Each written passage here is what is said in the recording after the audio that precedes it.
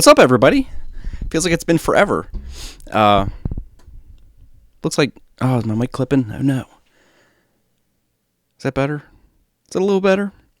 All right, you know how I am. I talk loud, so I can't be clipping. That'll sound terrible.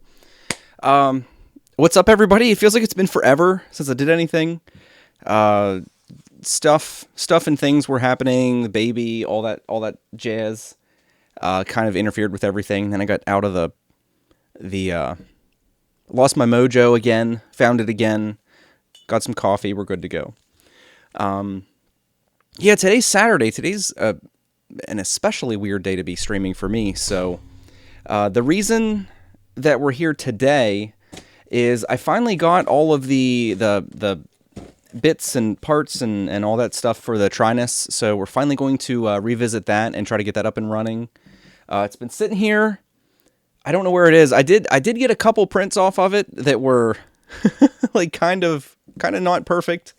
Mainly because of the build plate.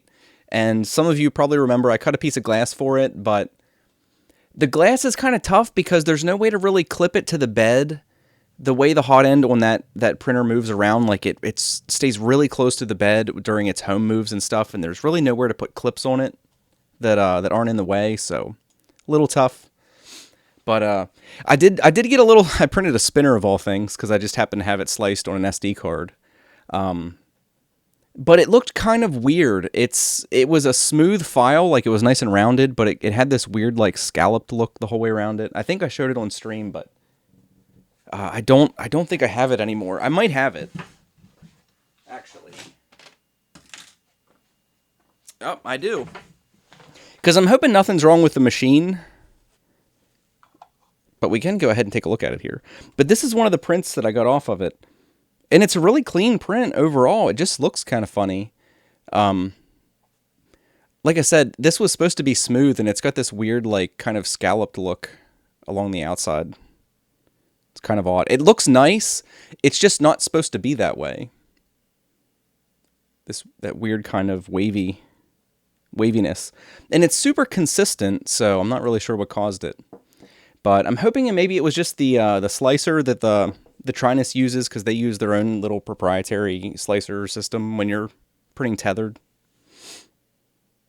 That doesn't look like coffee. It is coffee, and it is super, super hot. I told my wife the other day I feel weird drinking coffee out of a glass like this, and she thinks I'm weird for thinking that, so I don't know how you guys feel about that. But anyway, let's take a look at what's in the box here. I had talked about this a little bit on social media and stuff, about Kodama's customer support. They're a little backed up. From what I understand, they have hired like third-party people to help them kind of catch up on their backlog of support tickets and stuff. But there is a little bit of a wait whenever you have to open a ticket and stuff. But the thing is they're fantastic once they get to your ticket. So it sucks to wait a little bit, but at the same time, it is really... It seemed to me to be really good customer service, so it's actually worth the wait. So we've got a build plate, and we'll take a look at this stuff. We got a build plate. I did manage to get one of the LCD displays from them. I know they were out of stock for quite a while, but they did have some in North America. So they hooked me up with one. And just so everyone knows, like, they basically gave me a discount on everything. Like, technically, they sent me some things for free, and I guess I paid for some things. But in the end, it ended up being, like, basically a 50% discount on all the replacement parts that I needed. So I really did appreciate that from them. And to fill in the backstory, anybody that doesn't know, this is a Trinus that I picked up on eBay. I got it really cheap. It's in good condition other than the build plate. Somebody really went to town on that thing. But that's what we're doing today. This wasn't a new printer that has problems. This was a used printer I bought. We've got a spool holder. We've got a nozzle kit. The nozzle kit is a nice little box, I thought. We can take a look at this. And obviously, we're going to be working with this stuff. It's got a 0.2, a 0.4, and a 0.6.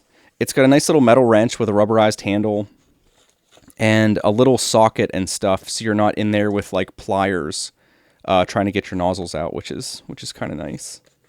So nice little kit for that. This is called the Trinus Essentials. This has a little scraper for getting prints off your build plate. I don't know exactly what this is. We'll have to take a look at that then. But it's got a little silicone sock, which this one is actually nicer than the E3D ones. This one's quite heavy. And it looks like it's fitted a little bit better to the heat block. So I'm interested to see how that goes on.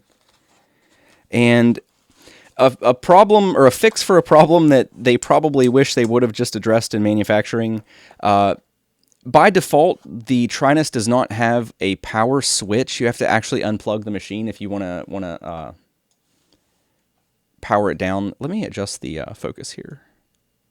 Is this the right camera?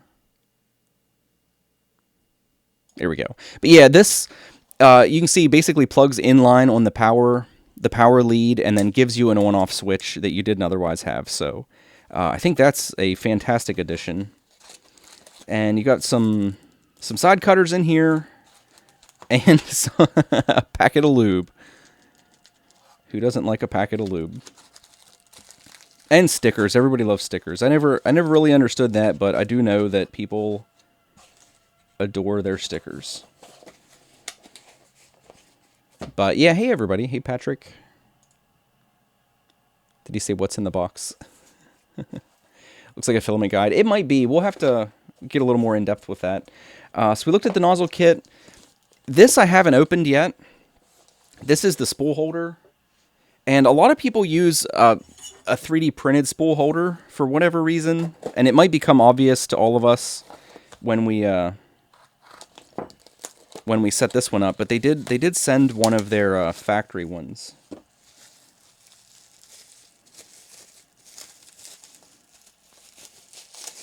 Which I'm not sure. It looks like we might have to print a piece for this.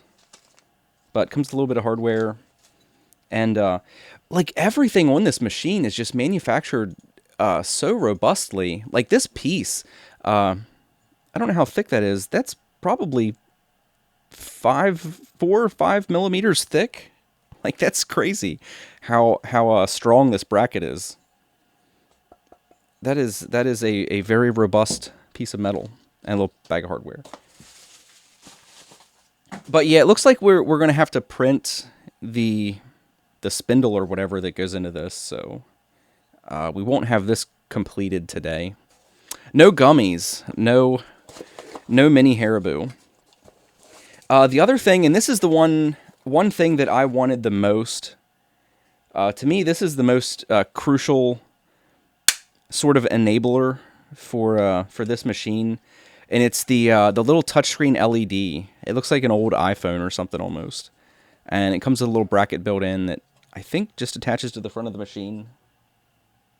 I think these little dimples kind of press into the screw holes on the stepper motor mount thing there.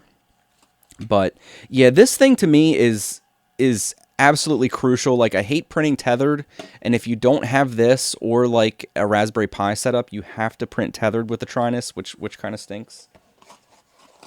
And it comes with some little things for cable management, which is kind of cool. But no, hopefully we're going to get this all up and running today. We'll get our Z-height adjusted.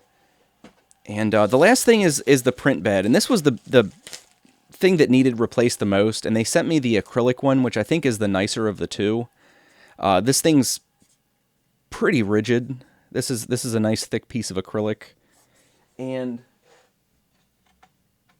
it does have this weird, like, you can see the squares on there, and there are little like engraved marks in it, and I don't really know why they do that. Because I'm interested to see how this affects the bottom layers of a print. I had planned on going and getting some painter's tape before I started, but I didn't have time to, so we'll have to save that for another day. But we're going to get this on there, and that will solve the primary problem I had of the just hellishly beat up build plate that came on this used printer. So let's clear some space and get this thing over here.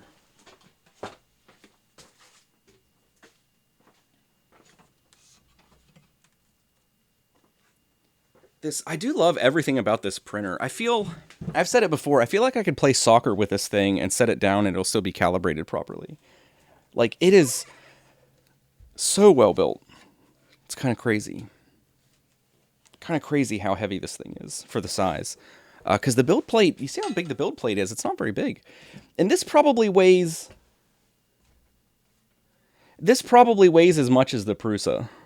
It's probably in the same ballpark. It's still a weird surface. It is a weird surface. Like I said, I don't really know what the reasoning is behind that. I don't know if they think it's going to help release prints. I don't know. I honestly don't. There's probably some reason. Imagination. The grid side is top. Yeah, the grid is on the top surface, and you can see it's got like machined grooves into it. And you can see on the machine I have. I know that's a little hard to see. This thing is really, really all scratched to hell. It is really bad. Somebody, I think, was trying to increase adhesion, maybe. So they took some really rough grit sandpaper and just kind of went to town on it, which is kind of unfortunate. But let's get this plugged in so we can get the carriage up out of the way.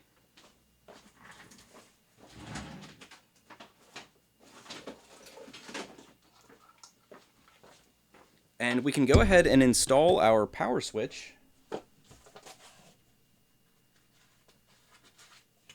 which, like I said, this is just such a massive quality of life improvement. So you don't have to be unplugging and plugging in your machine all the time. Well, probably, I can already foresee probably designing a part or something so we can mount this switch somewhere readily accessible. So it's not just like hanging behind the machine. Like, I don't really like that.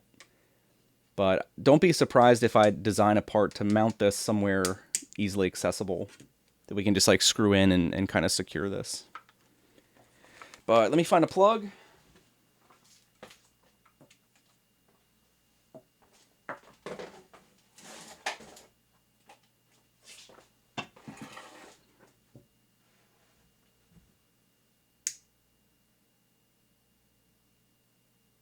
Do we have power?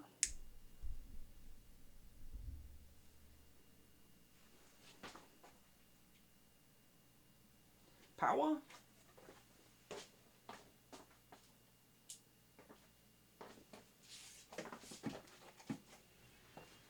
Oh, there we go. There's a little block on the power cord, and it wasn't plugged in fully. But so there we go. We have power. Our switch works. No surprise. Shit, we might have to tether this to move the axis, the Z-axis.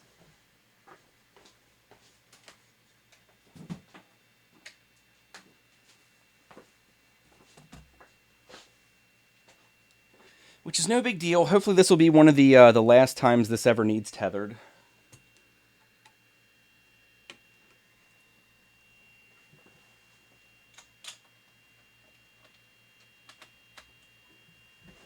It could be the case that we could go ahead and just plug the LCD in and hit the ground running. But it actually doesn't come with any instructions. Yeah, it says before installing we need to go to the site, so we can do that before we jump into the LCD. Roman, turn off the whole house. Yeah, it was temporarily an off switch there for a second.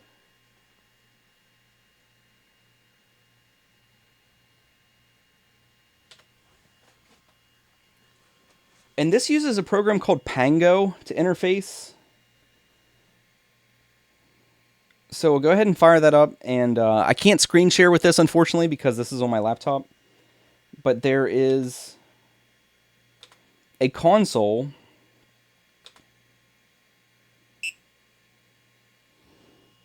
And we'll go ahead and home everything. And you see the printer does work. It works okay.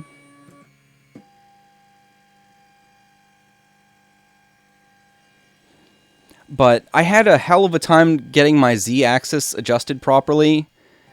So I did go into their user group and get a little bit of assistance on that, so hopefully it'll go smoother this time.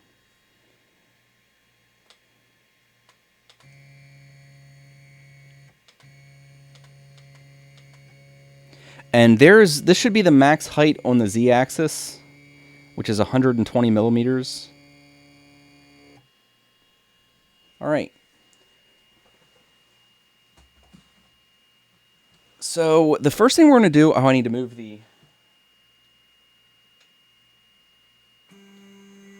the y-axis out here.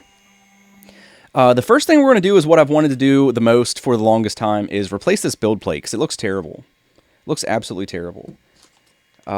Maybe we're going to luck out and this hex wrench will be the correct size from the other thing. It is not. So let me grab my hex wrenches.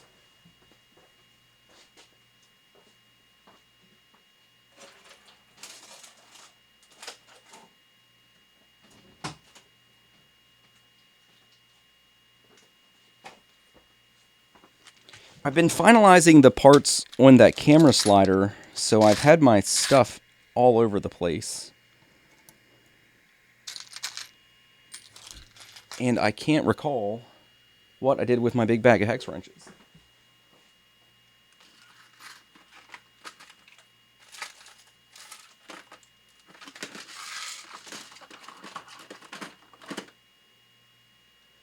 Damn it!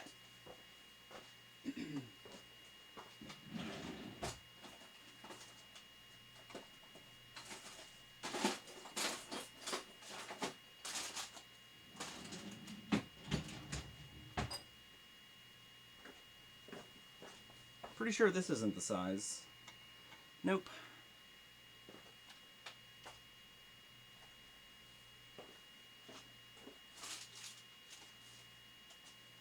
Every time.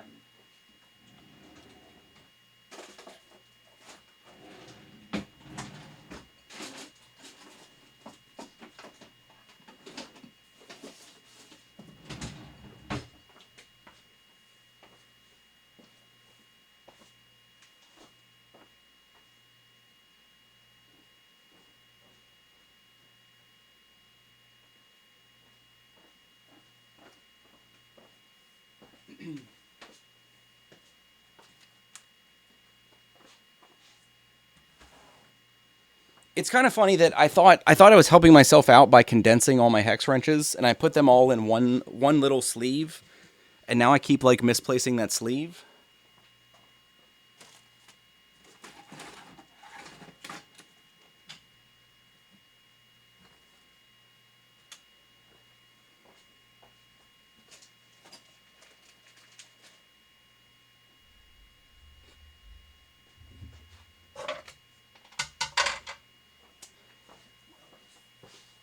Me.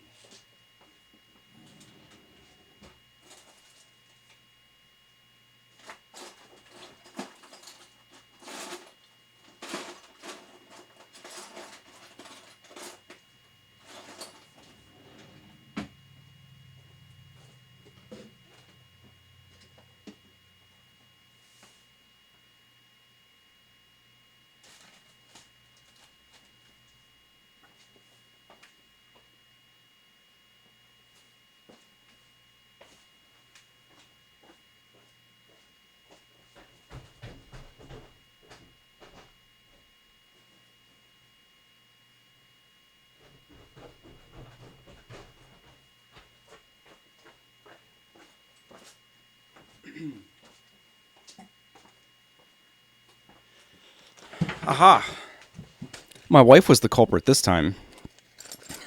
I can blame it on her. She had him upstairs. All right, so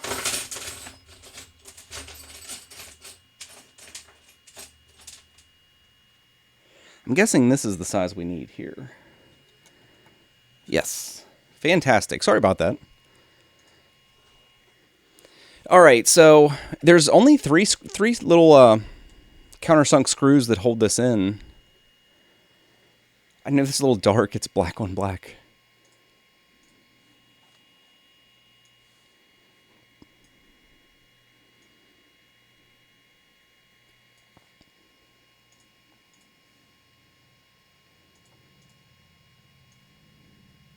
There we go. There's 3 little countersunk screws that hold this in, so there's really not much to it. And something that worries me is there's no way to level this at all without the kind of add-on to give you thumb screws on all 4 corners.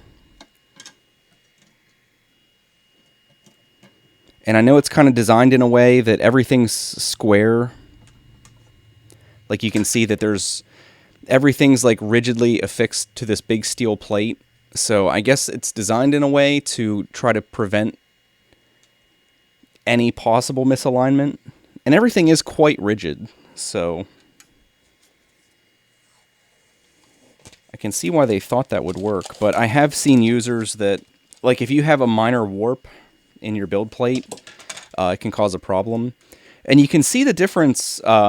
This is the plastic one, and it's not very robust. It's really flexible, and it's plastic, so like mine pretty clearly isn't flat. And I can't really blame that on them because you can see just how bad this is scratched. Like somebody really did a number on this. It feels like furry. And if you compare that to the acrylic, this is just a big sheet of super rigid acrylic that's kind of hard to flex at all. So I'm hoping it's going to be nice and rigid on there.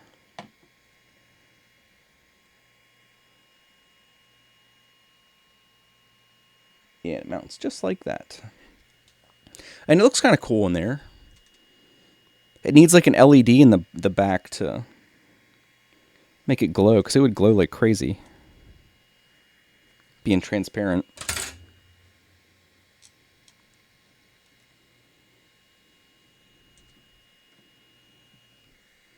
And I think that's... Damn it, is that the way that was? I forget. Let's look up. I don't know if it matters which way the triangle was oriented for the bolts.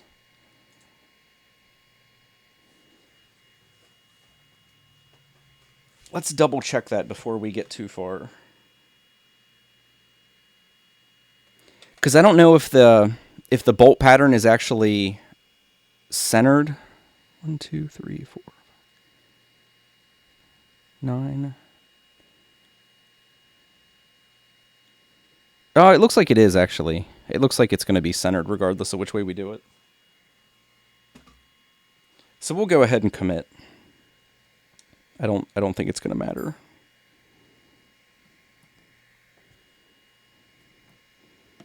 Third time. No, but these should like self-center nicely. I can see already that these do sit down in the plate a good bit. So like if we were try to do a print on this and have a really nice bottom surface, like I've printed things upside down that the surface against the build plate ends up actually being the top of the print when it's done. That's going to potentially cause a problem there. So I could definitely see using at the least blue painter's tape, and they also sell custom cut sheets of build tack, which would probably also be a pretty good solution to that problem. Okay, so that's on there. Excellent. Like I said, it looks kind of cool. It makes it look fancier than just the black build plate. Yeah, like an edge LED. I don't really have... Normally I have LEDs here, but I rearranged a lot of my electronic stuff. But yeah, an LED on the edge of that would look pretty awesome. All right, so that's done. That's easy. This thing, the spool holder is pretty straightforward. It just mounts on the top of one of these towers. There are threaded holes all over this thing. And you can see there are 2 threaded holes right here. And this just mounts into that. But like I said, it looks like we have to print the extra piece. You can see that's it fits fantastically, actually, as far as like the engineering and machining. It's like a perfect fit. And it does go that way, definitely. Couple little bolts that go in there to hold it in place. But yeah, we will have to print whatever actual spindle is supposed to go in there. And I assume they provide the STL for that. We just have to actually print it. So I'll do that later today. Hopefully this will be up and running when we're finished here. So I'll go ahead and do that with our finally functional machine. And like I said, it basically does work fine at this point. If we go ahead and adjust the Z-height, I think this would print fine now that we have a decent build plate.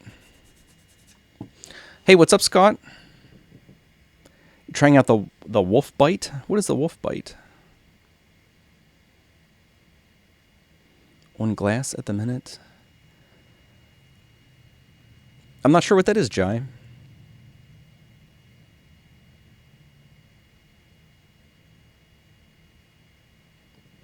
Fishing lures.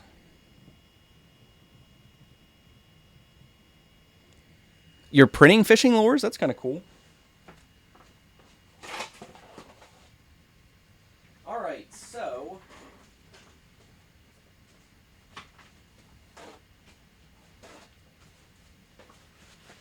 I'll go ahead and wipe all my fingerprints off of this.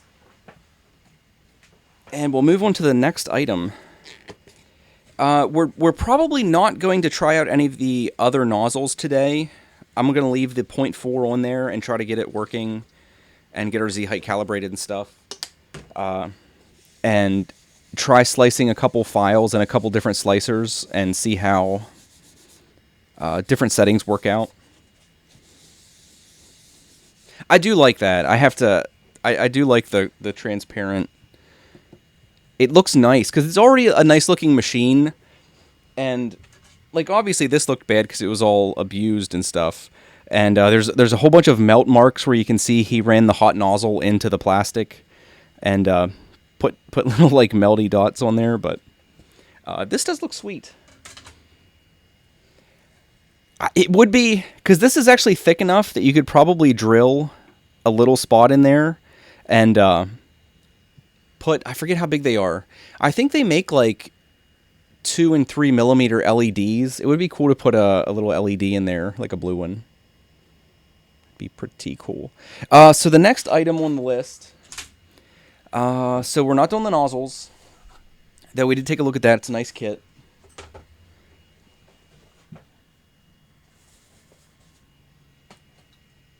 I don't think there's anything else from this Essentials kit that we need right now.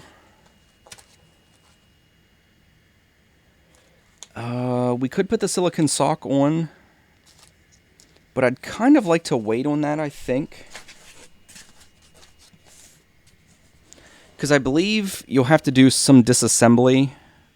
Yeah, we'll have to take... I mean, we can do that to take a look inside, but we're going to have to take this outer shroud off of the extruder, which I've actually seen some people leave off, which I kind of understand because it looks nice. It makes it look like a finished encapsulated unit, but as far as getting in there, like I had a filament jam that was absolutely 100% my own fault. But it was a pain to get inside of here and get that filament out. I do have to say that because it's one of those assemblies where the fan and everything is bolted on, and I had to take actually both of the fans, the part cooling and the extruder fan, off to get in and get access to the hobbed gear to get there was a little piece of filament stuck in there that I couldn't get out. It is getting cold. It's getting drinkable.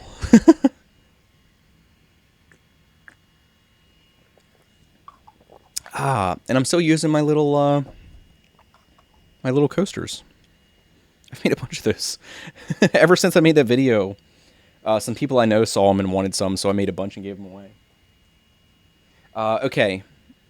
So let's do the LCD next, because like I said, this is the absolute biggest improvement. I wish they would just sell this printer with this, because I think tethered printing kind of sucks.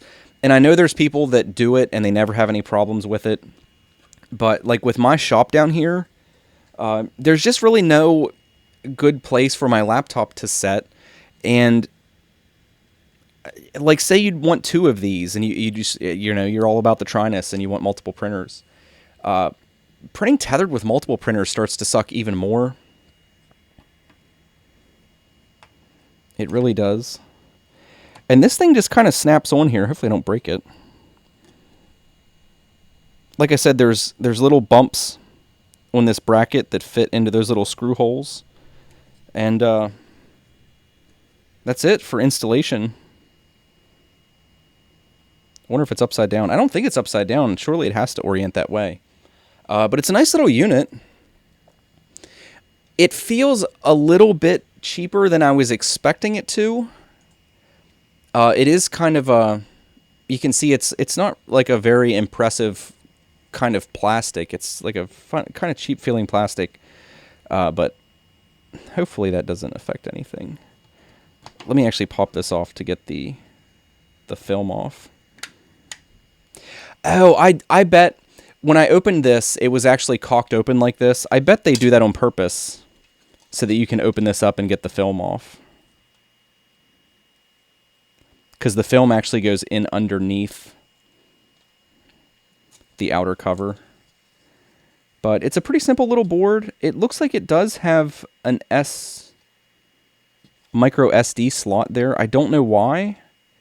Because in this cover, you actually don't have access to it. So it's kind of interesting that it does have that there. I wonder what purpose that serves.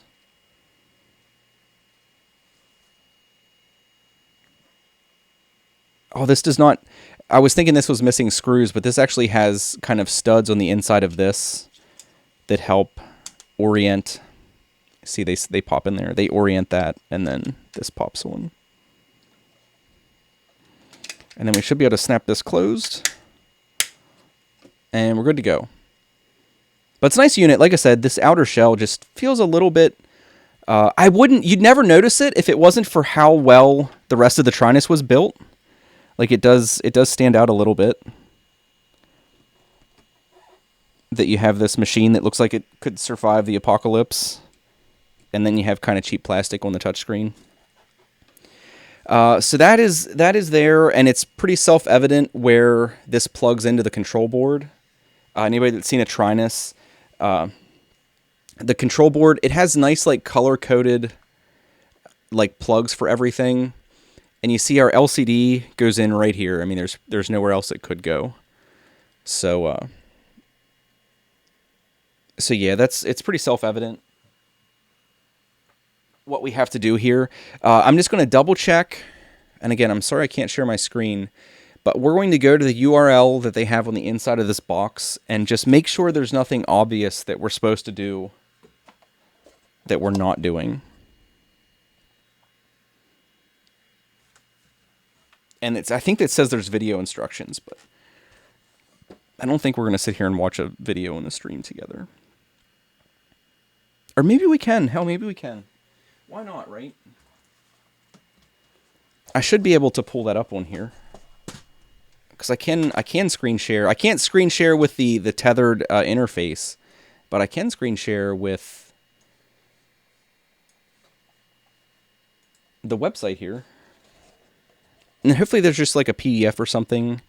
So we're going to trinus3d.com/LCD. I guess that's as straightforward as it could be.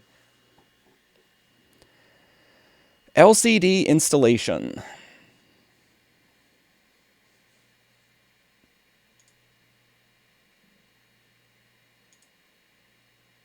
That is the wrong screen. Damn it. Let me switch this around.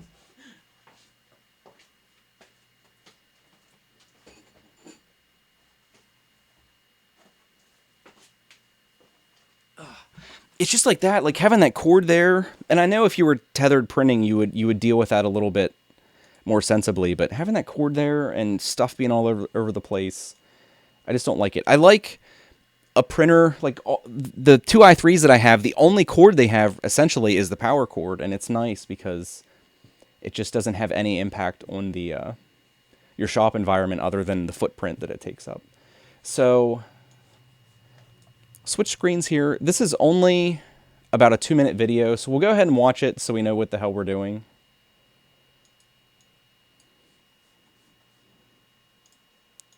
we'll get it switched here.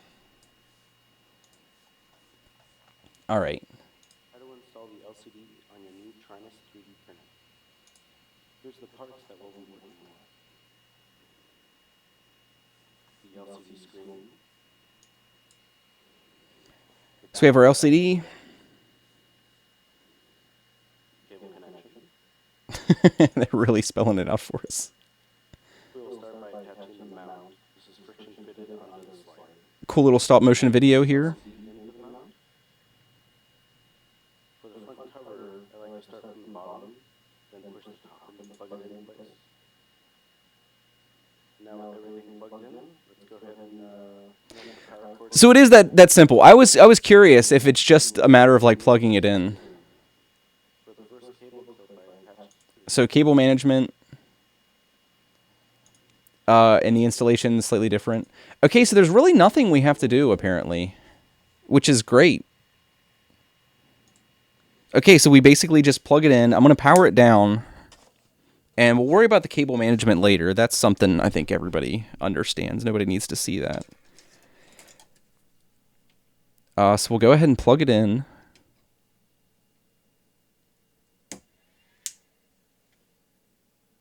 Oh, I was wondering why the lights were still on. I think that's because it's tethered. So we'll untether, power off, plug in our LCD. I think it's seated properly in both places. Power it on. Our screen's sort of on up there. I can see it on the camera. Yeah, it is. It doesn't have a really wide viewing angle, but it is on. Fantastic. Well, you can't ask for anything to be much more simple than that.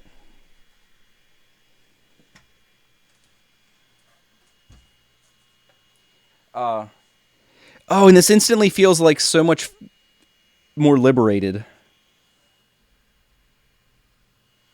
Like now we only have a power cable connected to this machine, and that is so much better.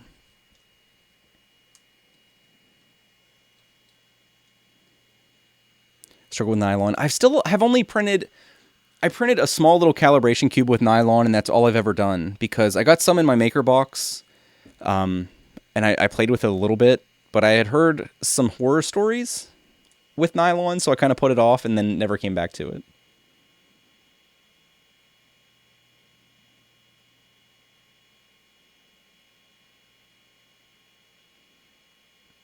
Yeah, now the Trinus feels as a real printer. It's a real printer now. Okay, so you can see it's a decent little screen. It's lit. I can print with the lights off down here, which is kind of cool. It feels nice and responsive, like I barely had to touch it there. So we have our axis control. And this will work with a stylus. I've seen people use a stylus with this. I think I have a pen with a stylus tip on it.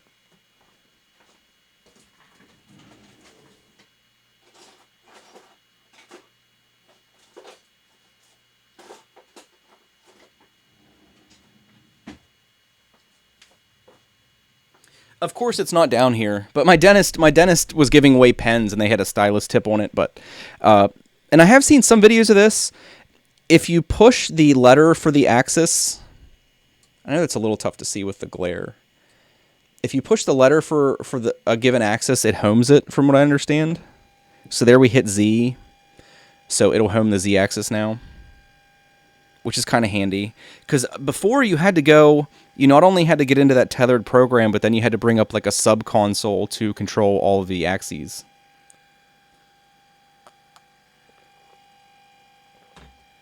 But we'll go ahead and we'll calibrate our Z-height here, because it's so much easier to do now.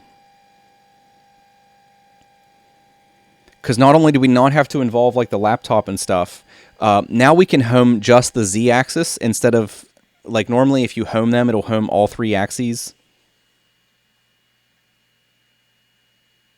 So from what I understand, this is just a process of like eyeballing it. It's kind of like using like an older school leveling system. Oh, I guess we should home all the axes to start with. Our y-axis wasn't homed there, and I guess the screen doesn't realize that the y-axis wasn't at the back. But then we just have like touch control of all our axes, which is pretty cool, I gotta say. Up to 125 millimeters. But we'll bring it back. We just want the front corner of the y-axis, basically, around where the nozzle is.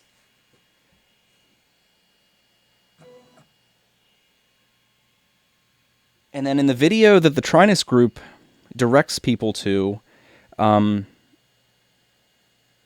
we basically get the nozzle over the corner of the bed. And it's kind of just like doing any printer that doesn't have an automatic leveling system or Z-height adjust. We need to get a piece of paper, fold it in half for a 2 millimeter kind of like touch gauge. So we just have a piece of white paper here. We're going to fold it in half so it's doubled over. And we're going to use this as like a feeler gauge for the distance between the nozzle and the build plate. And this is probably going to be a little bit hard to see, but we'll try to get it adjusted here. And I'm going to have to squat down here so I can see. As it is, we're about 4 millimeters away. So what we're going to do is there's actually a set screw over here.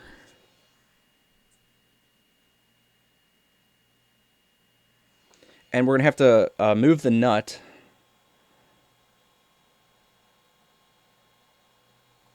We're going to have to move the nut, I said. There we go. Now we can just basically keep moving this set screw up that hits the micro switch. And then we'll rehome the Z-axis until we get our height set properly. And it'll take a minute, because we're going to go baby steps. All right, so we're down to about 3 millimeters away.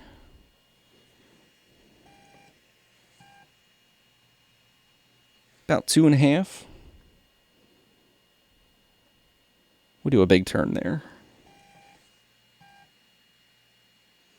It's still a little ways away. This is a pretty fine thread screw, so.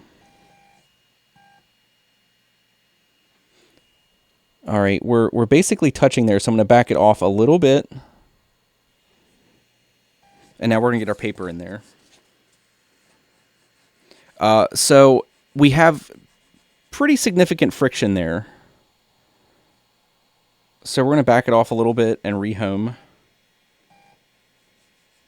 We have essentially no friction there. So about a 1/16 of a turn. And that feels about right. We're going to put it down a little bit more because we will have a little bit of adjustment elsewhere. Yeah, that feels perfect. So I'm going to try to tighten that now without moving it. I've got this tiny little adjustable wrench.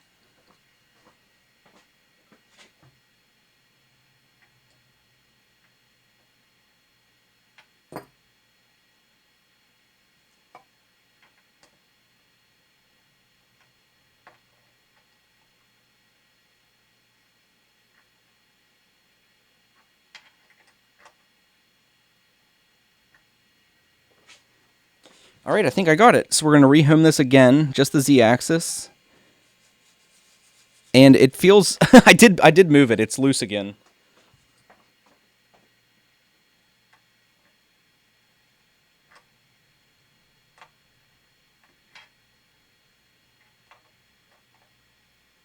Which is not surprising.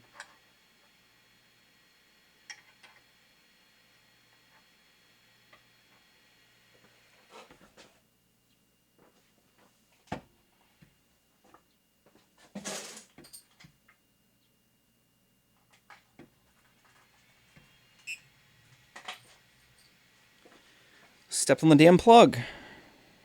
So go back into our control. Home the Z. Still loose.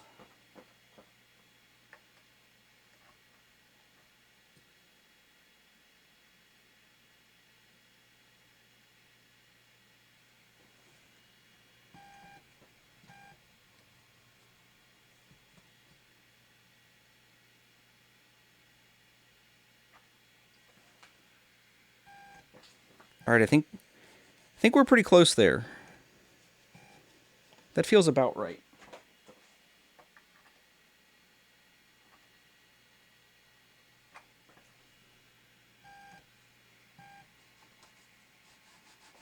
That feels pretty good. And then, like I said, there is like a fine adjustment that we have access to. Then, yeah, I feel like we're making progress.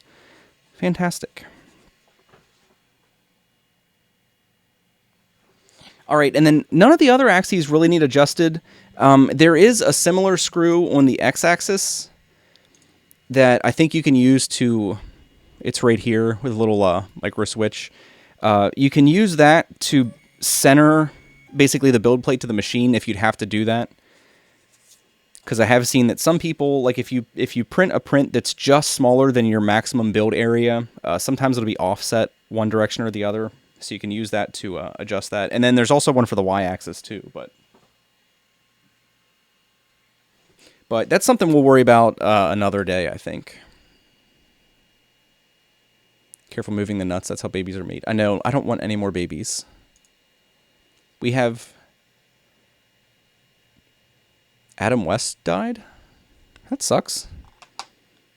Best Batman. Okay, so let's move... We're going to move the Z-axis up a bit to get it away from the build plate. I do have a little bit of filament in here that I just cut off last time I used this. So we're going to see how this all works, because we're going to try to basically preheat this like we would with any other printer. So we're going to see how we have to do that exactly. All right, try to keep the glare at a minimum. So here's a temp button. Hey, there we go. I hope this is Celsius. Like, surely this would be Celsius, right? We'll go to 200. That should be fine. Oh no, that's set it to 0 if you hit the center.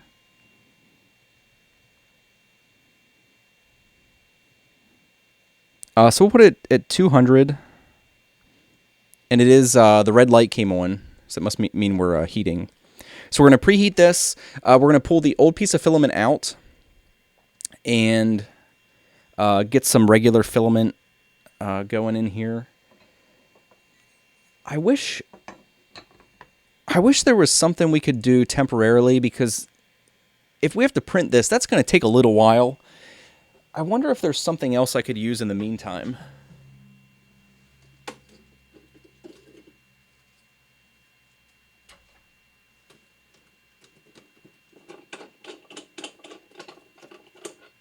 I have this spindle from that Hatchbox filament holder that I have, but it's not quite the right size. But I think if I use some of these big washers, we can get it to squeeze this bracket and actually work for the time being, so we can get a print roll in here. So we'll go ahead and put the screws that hold this thing in. There's actually 6... That's what I said about the way this is built. There's actually 6 bolts that hold this on, which is insane. Like, you guys know how big rolls of filament are. They're 2.2 pounds or 1 kilogram, depending on which part of the world you live in.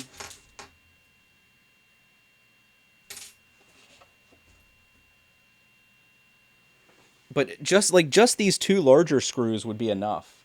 But then it has 4 more on the outside.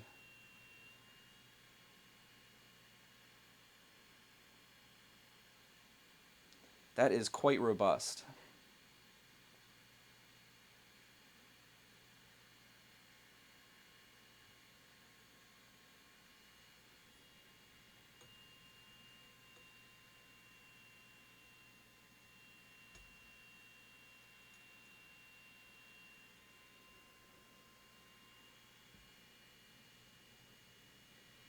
All right, we're just going to put the 2 larger screws in, because I think that is more than sufficient. Being that these are 2 screws holding 2 steel plates together to hold 2 pounds. And I think I could probably hang from this thing without bending it.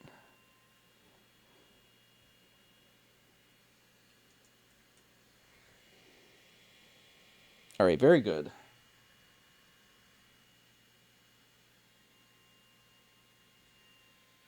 Like, obviously, if you get one of these, I'd recommend putting all the screws they send in, but for our purposes today, that's plenty. So I'm just going to take this thing and a couple big washers.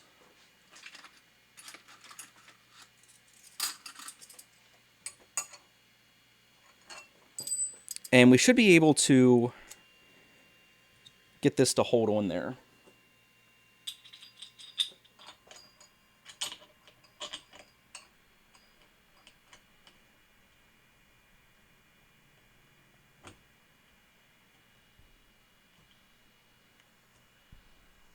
All right, fantastic.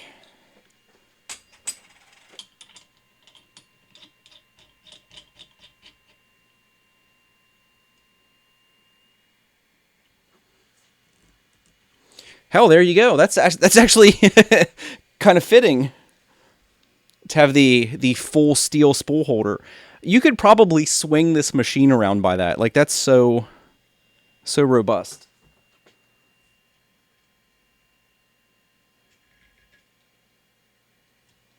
All right, blue filament out. What color should we print with? Does anybody have a preference? I do have. I guess we could go ahead and use the this mini roll that came with the printer. They are cool little rolls. I forget how much is on here. I think it's 750 grams or something weird. 250 grams. But let's use some green, because I'm kind of curious how a full-size roll fits on there okay. So the spool holder is functional. I was kind of worried with it being on the pillar that it might, not have enough clearance for a full roll, because there's machines that are like that, which is kind of frustrating. Because these are cool, but I don't really see myself buying too much of them, or too many of them. Because like most people, I already have filament preferences and stuff for like the PLAs and stuff that I print with. So most people are probably, even if you're like the biggest Trinus lover ever, there's a good chance you're not going to switch to their filaments or anything crazy. I know there's tons of people that like Hatchbox, and some people print in specialty filaments all the time. So, do you want to go ahead and put the silicone sock on and see how it fits? I guess we should have done that before we preheated. So we can do that. We can do that another time. Maybe I'll do that in a separate video. Let's go ahead and get this filament loaded. If you haven't seen this before, this is like kind of unique. The way their extruder works. It's kind of it's unique in a couple ways. One of which is that it's like a closed assembly. Like you can see that it has this like sheet metal box the entire way around it, and the fans and extruder and everything, the stepper motor and everything's encapsulated in there, and you don't really see it. So the only thing we really have access to is this little hole in here in the top where the filament goes, and then this lever that kind of like releases the tension on the hobbed gear. So it just goes right down in there. And we'll just push it long enough to clear that blue out, because we're already going through the hot end. You can see the blue kind of hanging there. So just keep squeezing the little lever until we have pretty much just green coming out. Which I think we're good. I think that's plenty. All right, so the next thing, I think our Z-height's calibrated. I'm not sure if there's a test file on here or not. We can take a look. I can't remember if I had cleaned this SD card off or not. If there is a test file on here, we're actually just going to go ahead and try to print it and see what happens, because I think everything else is ready.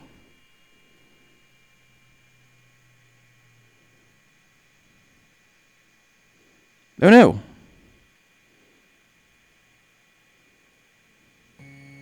I have no idea what I pressed. I don't know how to navigate the menu.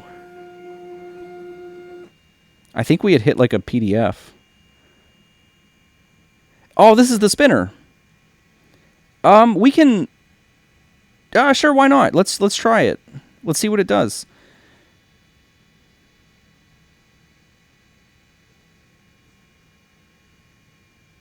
Did we select it right? I'm not sure. It says, like, under file here, it says, like, build tack.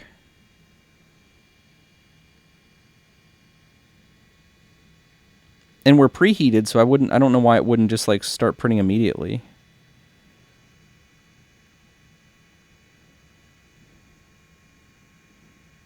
Try spinner. There are lights blinking, so it's like thinking about it. Hopefully it prints.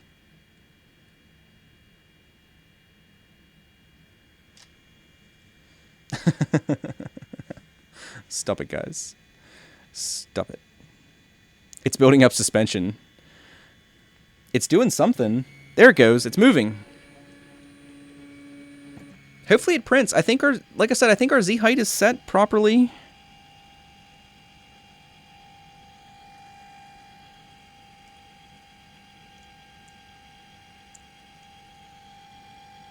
I guess we're going to find out. It is definitely building the suspense.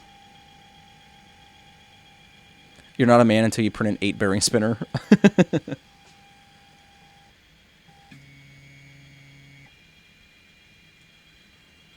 What is it doing? Oh, it's like purging. It's creating a nice big old blob of filament to kick things off with.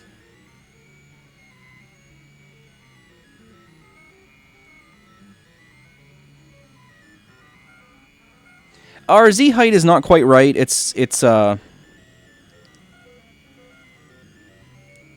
not really sticking 100%. It's sticking approximately 0%. So I guess we're going to have to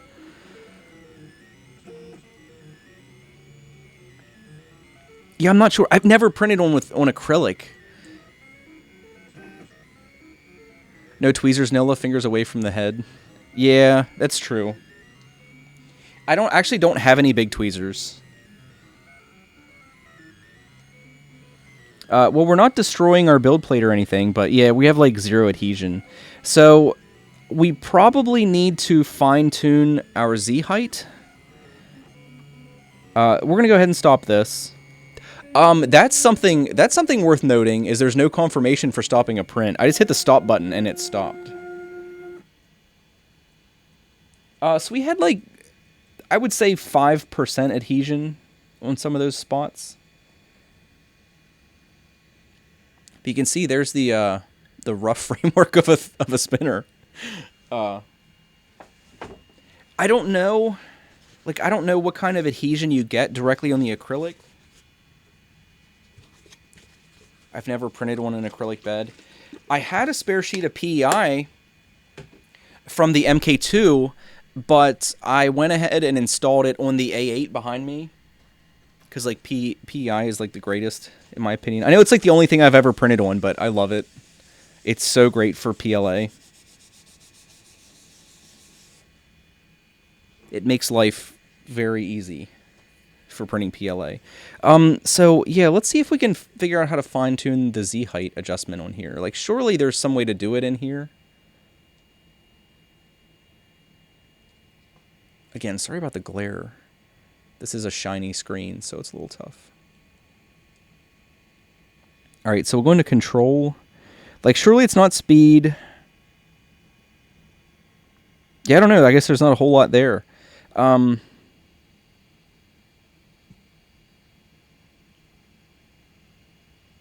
not sure. I'm not sure how to fine-tune this. Maybe there's really not a way to do that here. Oh, that must take you directly to the control.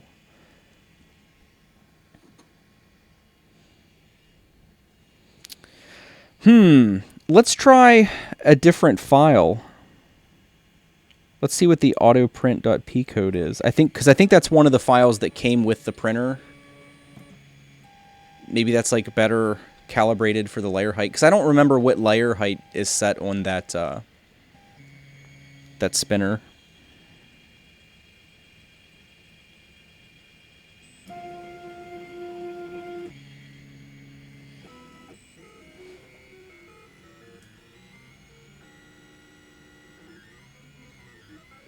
I think, if I remember correctly, I think all the test files for this put down a raft, like a pretty substantial raft. So this will probably print more successfully.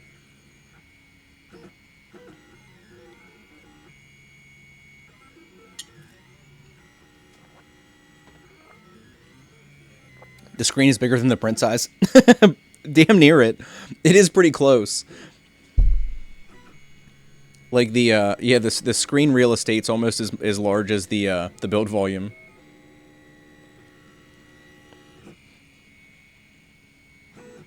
It's a little tough to see, but that's putting down a substantial raft.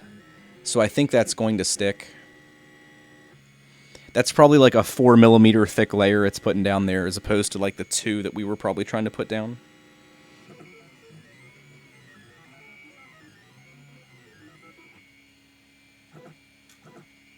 So yeah, I think we're gonna get a successful print. I'm not sure what this is. When you print, I think it's a spinner. I think that's a spinner. Oh, that's hilarious. But I think all the files that it came with, there's a way you can set files to auto print, so you don't have to actually print tethered, but you have like no control over anything. If you rename your G code like autoprint.g code, I think it'll automatically start printing it as soon as you put the SD card in.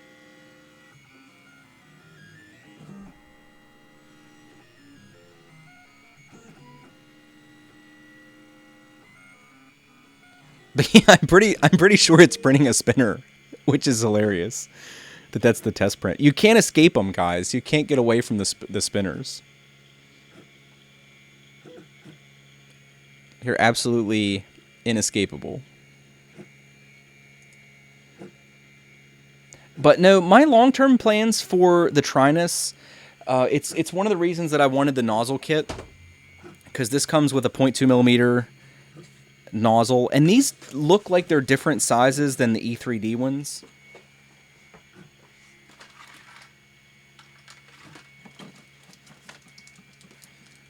I just so happen to have the 0.15 E3D nozzle right here, so we can compare like just how different these nozzles are. So here's the 0.15 E3D nozzle. You almost can't even see the hole in the tip of that. The thing is so small. But there's like a typical E3D, and then there's the Trinus nozzles. Like, they're significantly different.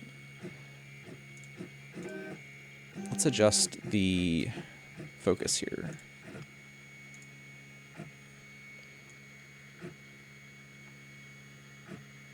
There we go. But yeah, like I said, you can barely even see the hole in the end of the 0.15mm. It is so ridiculously tiny. So tiny. But yeah, these nozzles are actually quite large for the Trinus, which has benefits, I think. Like, the mass of this, when it gets to temp, it's going to probably stay pretty stable because it's so large. Especially when we put the silicone sock on, because this is a really heavy sock compared to the E3D ones.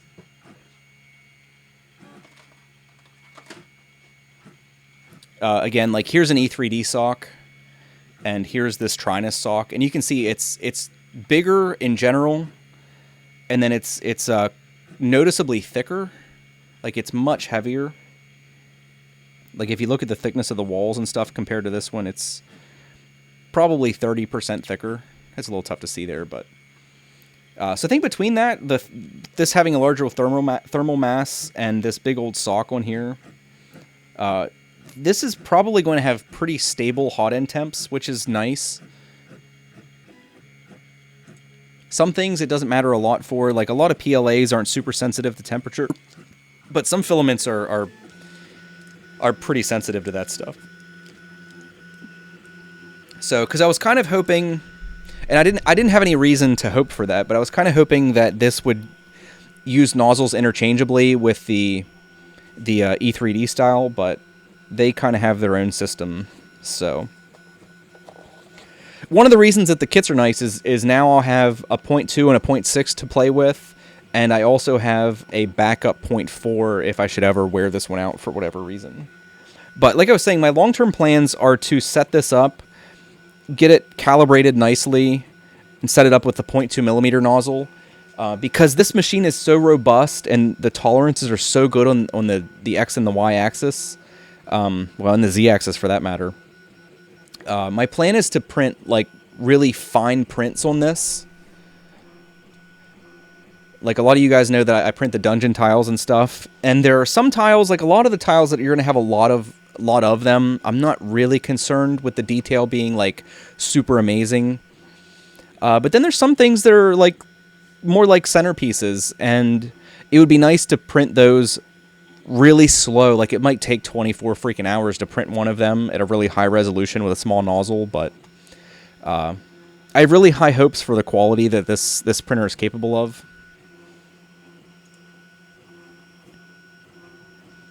You want to use the volcano?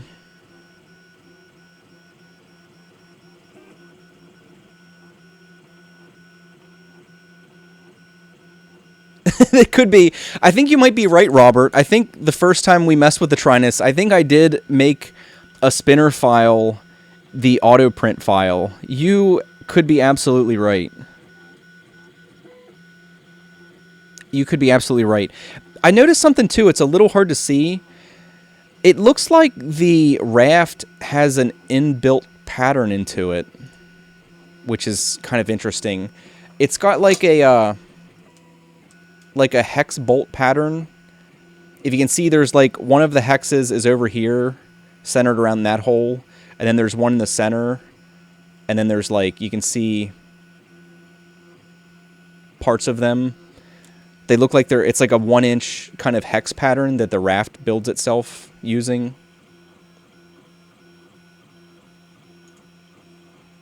But I think you are right. I think we are responsible for this being a spinner file, which is kind of hilarious. I do remember that now that you mention it. Have you heard any news about your Wanhao order? I have not. I actually just emailed. It's funny you bring that up. I emailed them last night, and I try not to be a dick about it, but I basically said, like, if I don't have an update of some kind on this, I'm going to cancel my order and buy a different printer. Especially with there's a handful of people I know that have got the, is it the D7, the Wanhao D7? I'd probably just cancel my i3 order and get something like that, because I'm kind of sick of waiting on it. And if I knew it was going to be an almost 2-month wait for a Wanhao, I probably would have bought something else. I probably got like a CR10 or something for a little bit more money, because it's kind of frustrating. I think like I placed my order, and then like 3 weeks passed, and they said when I placed my order, there was like a 16-day wait on it's the version 2.1 for the Wanhao i3. They said there was like a 16-day wait. I was like, fine, whatever. That stinks, especially when most of the other printers on the market, you buy them and they ship in a couple days. It's like my my A8. I think I waited like 3 or 4 days for that to ship, and then it took 3 days. It took 3 days to get that from China, which is amazing.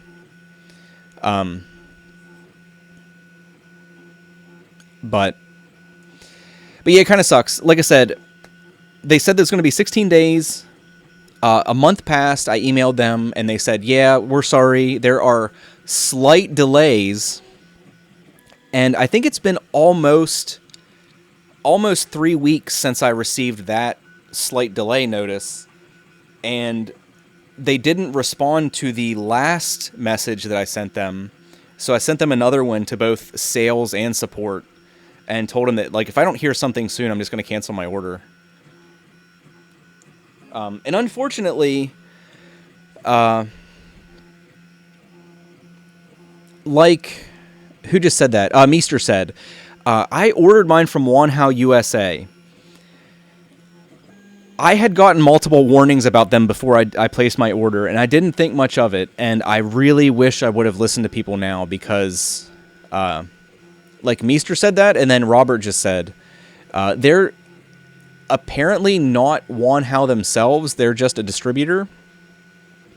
So, you must go directly to the China site reseller list. Yeah, like Earl said. Funny all you people come out of the woodwork now that I've already placed my order. But, yeah, it's kind of unfortunate. Like I said, I never would have ordered it from them if I'd have known the wait was going to be so long. And their site is so weird. I really don't know how to cancel my order directly. I'm kind of afraid I'm going to have to just dispute the payment through PayPal, which is no problem. Like, PayPal is fantastic for that kind of stuff. But it's just kind of frustrating, because I was actually really looking forward to getting that machine. That machine, like, I intend that to be one of my workhorses that just prints stuff 24/7, 7 days a week, and just sits here and, like, pumps out prints constantly, because it's everything I've ever heard about it. It's a great machine. It's reliable. But yeah, it's been a disappointment. That's why it's funny you mentioned that. I finally just, like, I'm pretty patient with things. But yeah, waiting like 2 months for a Wanhao i3 is stressing my my patience faculties. What material is that print bed? This is the acrylic one, Frederick. They have the plastic one, which is what I replaced. If you saw in the original video I did, it had a plastic one that someone had, like, scratched the living hell out of. And the plastic one's kind of flexible. Like, it's just an injection molded plastic that's not very thick. Pretty plain, and it's really flexible. And I know I can't flex it now, but the acrylic one is really rigid.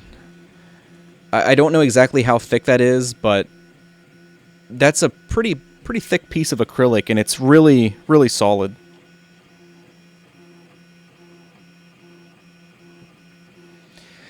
You're going to do the MOSFET on the Wanhao? Yeah, I do plan on doing it. And anybody that's not aware, because it is important, any of you that have a Wanhao A8, there is a notable risk of short/fire with the heat bed connection, and it's something I'm going to do a video on. Some of you are aware that we do the community streams. It used to be every Friday, but it switched to every other Friday. And the last one, 3D Maker Noob hosted, and we talked primarily about safety, because it is an important thing to talk about. And it doesn't get enough attention as it should until something bad happens, and then everybody in the community talks about safety, and then complacency sets in, and we kind of forget about it again. But 3D Maker Noob just did a video. I think he released it like within the last 24 hours about the A8 and the heat bed situation and installing a MOSFET, and it's worth going and watching if you have an A8. Like, I'm going to do my own video, which will more than likely just direct traffic to his video. I don't think there's a whole lot of value in members of the 3D printing community, like, duplicating content. Like, I don't really think I need to do my own video on it. I think he did a good video. So I'll probably just put something short that briefly explains the situation with it, and then direct people to his video to actually get, like, more complete information about it. But I do plan on doing the MOSFET. Anybody that doesn't know, a MOSFET on the A8 will just kind of, like, offload the stress of powering the heat bed from the main board to a little subboard that will actually, pipe power in to heat it up instead of stressing the main board and potentially causing, like, shorts or anything that they're kind of famous for. I hate to say, but they're kind of famous for it now. But it is worth checking out his video if you have one of those. But I do plan on doing the MOSFET. But I am kind of an electronics nerd, so there are some potential problems even with the MOSFET itself. I haven't looked at the circuit because I know some MOSFETs will fail. There's different fail states for different ways of using MOSFETs, and sometimes the circuits will be designed that they fail open, and sometimes they'll fail closed. And if it's designed to fail closed, it can actually be as big or an even bigger problem than the problem it's solving if it would happen to fail. So I do plan on doing it, but I wanted to look into that a little bit more. I mean, somebody here might know how those circuits are designed, but I just wanted to double check that we're actually solving the problem instead of just like offloading it to a different board.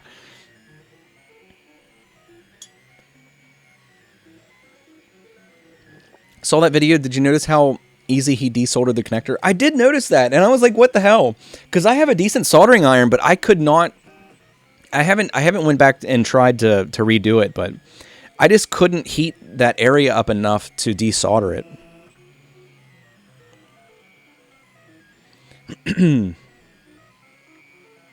If it's any help, the Tri-Gorilla MOSFET fails open. It is important. I know it's something that a lot of people don't really care about, but it is important that the circuit works the right way. Because depending on how it's wired exactly, having it fail closed could actually create a bigger problem depending on how it's wired into your power supply than the main board itself failing.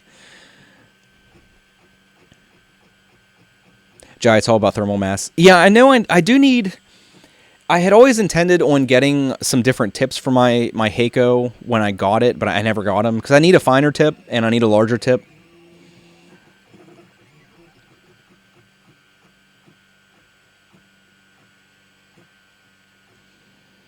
You think the issue is wire fray break or arc from movement causing a short? Yeah, I know that is one of the problems. The connector itself is kind of crappy.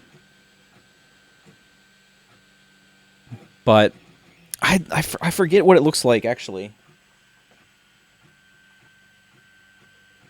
Oh, that's right.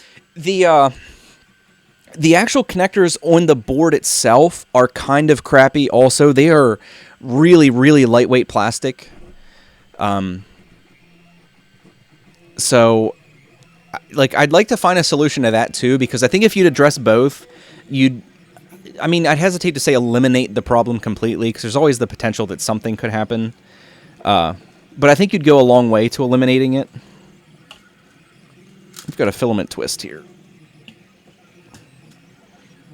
This is printing. It seems to be printing well. It lays down because you don't have any control over the raft when you do it in their slicer, but it lays down a hell of a raft. And you can see we're actually starting to print and it is a damn spinner.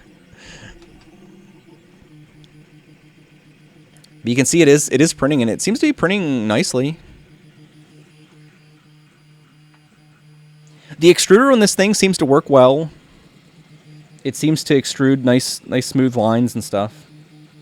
And all the movements are there's very little play in any of the threaded rods, because this uses threaded rods on all the axes, both sides, X and even the Y. And there's very little play in any of them. It's why I'm hoping that this will be a great little machine to have a fine nozzle and print like relatively fine prints on. And any of you guys that have watched this channel for a while know that this table's kind of noisy for printers. It kind of accentuates all the resonant noises they make. And this printer is not that noisy, really.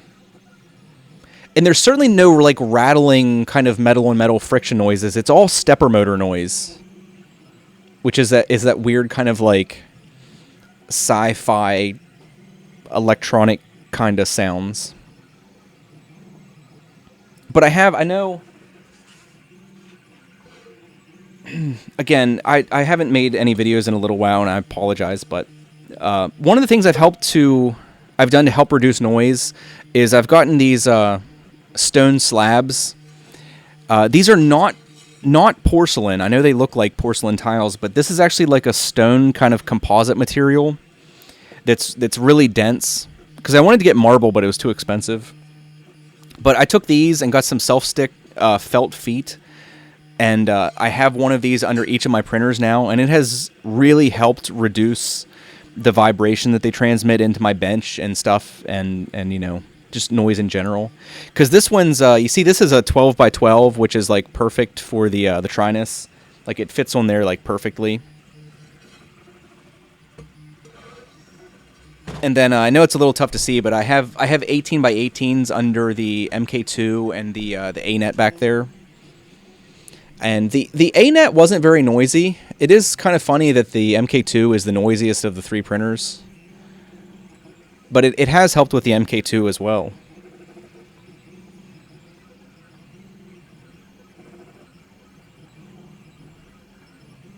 Hey, what's up, Daryl? I saw you messaged me. I'm sorry I haven't gotten back to you. I've been, like, super out of the loop.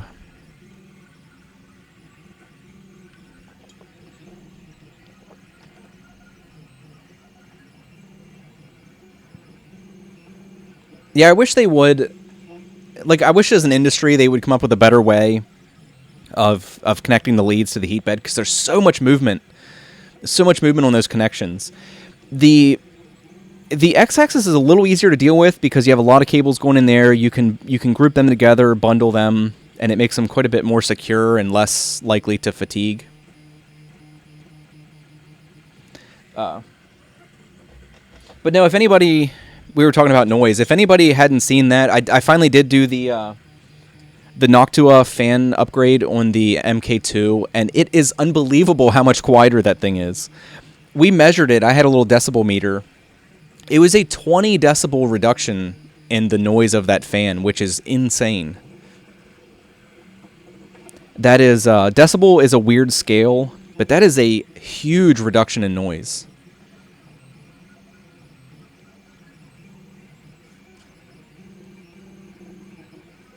But yeah, like I mentioned earlier, we did talk about safety a lot on the previous community stream.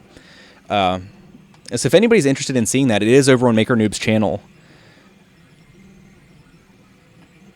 And we will be doing one this coming week. I don't know who's hosting, because if we don't have a host already, I'm gonna see if I can host.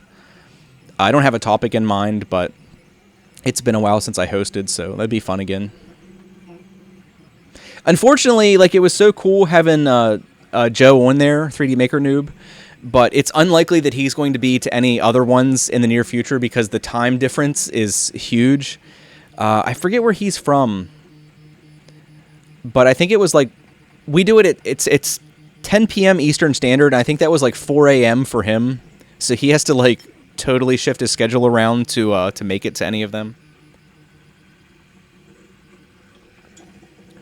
Noctua makes really nice fans. As soon as you get the packaging, like as soon as I have it sitting over here, as soon as you get the box for the Noctua fan, you can tell that they really approach everything quite a bit differently than other companies, and their prices are not insane. I think that's like a $14 fan, which is more than most, but it's not an excessive cost. Malta, that's right, Joe's in Malta. So there's a pretty significant time difference for him. Plus, if you go watch that stream, you'll get to see Joe Mike in the bathtub.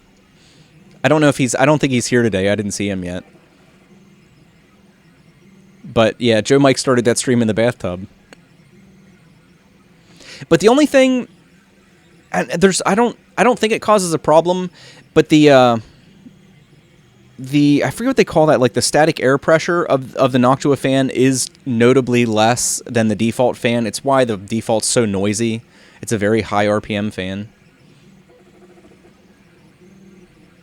But it hasn't seemed to cause any problems. Like I was kind of worried that there might be a little bit more heat creep up into the heatsink, but it doesn't seem to be the case. So it seems like just a solid upgrade with no noticeable drawbacks.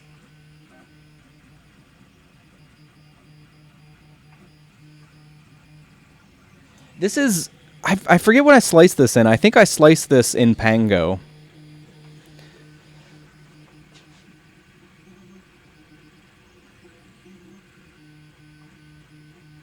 I was trying to see if this has that the weird scallop effect that the other one I printed does, but it doesn't look like it does. But you can see on this one that it looks cool because it's so consistent, but it's not supposed to be like that. And it's even on the insides of the circles there. Let's see it back here. But this shouldn't be... Does this give a status?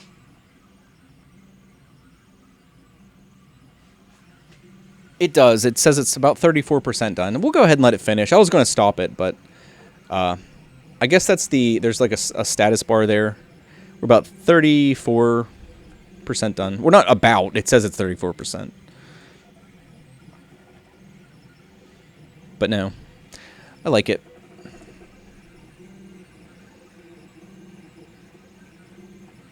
Daryl, how's the little one? He's fine. He's great. He doesn't sleep at night, which kind of sucks, but he's healthy and everything, so.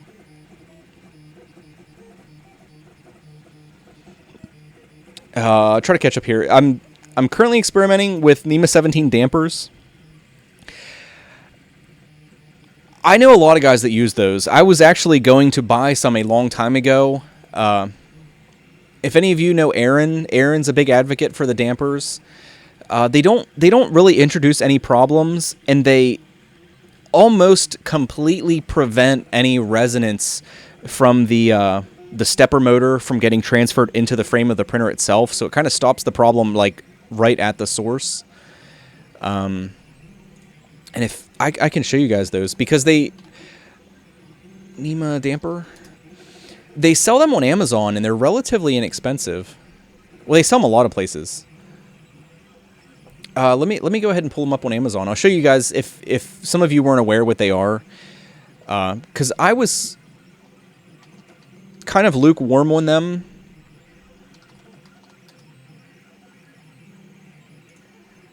Yeah, here's one. They're really simple. They just are kind of like a gasket that mounts between the stepper motor and whatever it's connected to.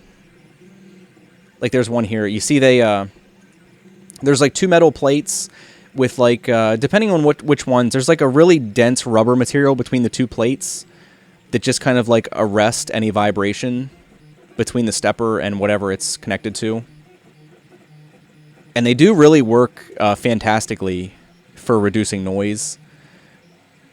And I don't think they're actually available in this listing, but they're usually fairly inexpensive. I think the ones I had looked at were relatively nice ones, and they were like $17 for a pair. These ones are fairly inexpensive. It looks like almost none of the listings have them available, but you can get them from there's a lot of different places that sell them. But yeah, I do know quite a few people that have used them successfully.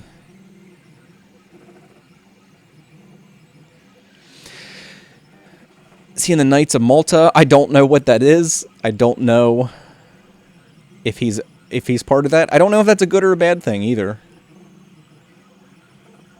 You wish Noctua made 24-volt systems? Yeah, I don't know. There aren't a lot of 24-volt fans. There's a metric ton of 12-volt ones because of like PCs and stuff, and they're so common in electronics. You can probably find a quieter 40 mil fan that runs on 24 volts, but it's probably not going to be a Noctua if they don't make them. Hey, what's up, Bob? What's the print speed on the Trinus? I don't actually know. It's 100% according to the LCD. I don't know. I can look that up here. Trinus. Like, just eyeballing it, it seems like it's a little bit above. It's probably right around 40 millimeters is what it seems like. Print speed. It says 70 millimeters a second. I wonder if that's what it's actually running at. Because I guess it is zipping along here.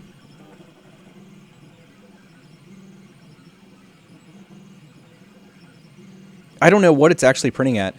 I would guess I probably sliced this file at 45 or 50. So this might not necessarily be like the max the machine can run at. Oops, I just clicked and opened Photoshop. But no, it seems to be printing okay. There's a little bit of stringing, which is just, as you guys know, that's just settings that need adjusted. Because when I sliced this, I wasn't really used to this printer, so... Let me sing you the song of printing at 35 microns. Oh, that's right, Earl. You got a D7? Is that what that is? A D7? It's what I was... I don't know if you were here for that, but somebody asked me about my Wanhao i3 order. And I haven't heard from them in a while, and I basically sent an email last night that if I don't hear something soon, I'm going to cancel my order.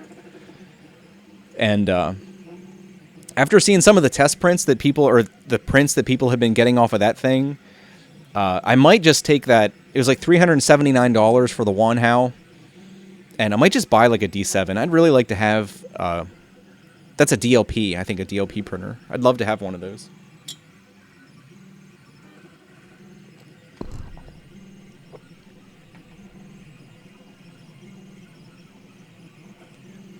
You run yours at 60.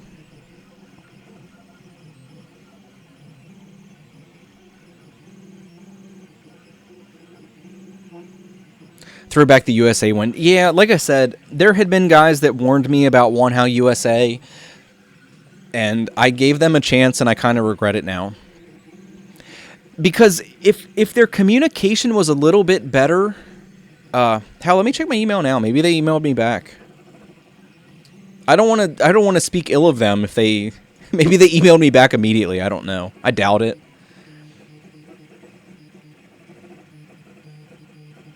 It does not look like it.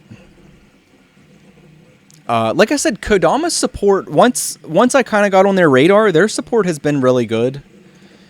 So like I had mentioned that the wait can be a little long, especially if you have something, because I think they're kind of doing like support triage, where they're trying to deal with more important things first. So like if you have a trivial ticket to open, you might have to wait a little bit, but their support has been pretty good. I think they and you have to give them credit for that. From what I understand, they had 3 employees essentially. I don't know if that's true, but I had multiple people tell me that they had 3 employees, and I think after they got backed up, they've made an effort to bring more people in and hire some outside places to help with support. So you definitely have to commend them on that. They are doing something to fix the problem. But yeah, no, they didn't get back to me. Cause I had, let's look at the dates here.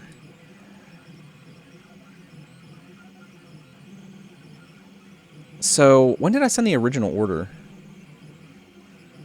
I think I sent it, what is that, January, February, March, April. I think it was in April is when I placed the order for that. And now we're like a third of the way through June, and I really don't have any idea when my printer's coming, which kind of stinks. I think that is worth, like Earl said, Wanhao USA's reputation should not reflect on Wanhao themselves, because they're not directly affiliated, apparently. The first layer cracked. No, it's actually it prints with a raft. Like that, the very bottom is actually a raft, and it's got a weird like hex pattern in it. I don't know if you can see it there. It's got gaps that are like in a hex pattern for some reason. It must just be like an inbuilt thing that the raft does in that Pango slicer. But no, this is actually just a spinner sitting on top of a raft.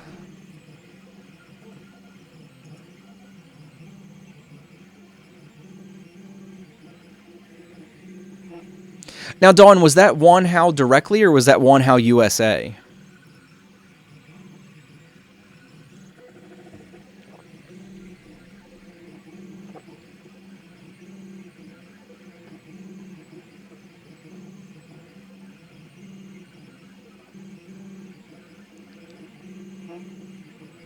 For I love that. I love that.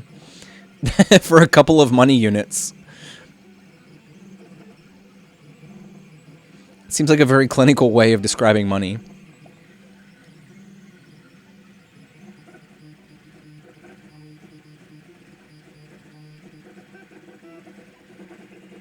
But no, it's just unfortunate. It's...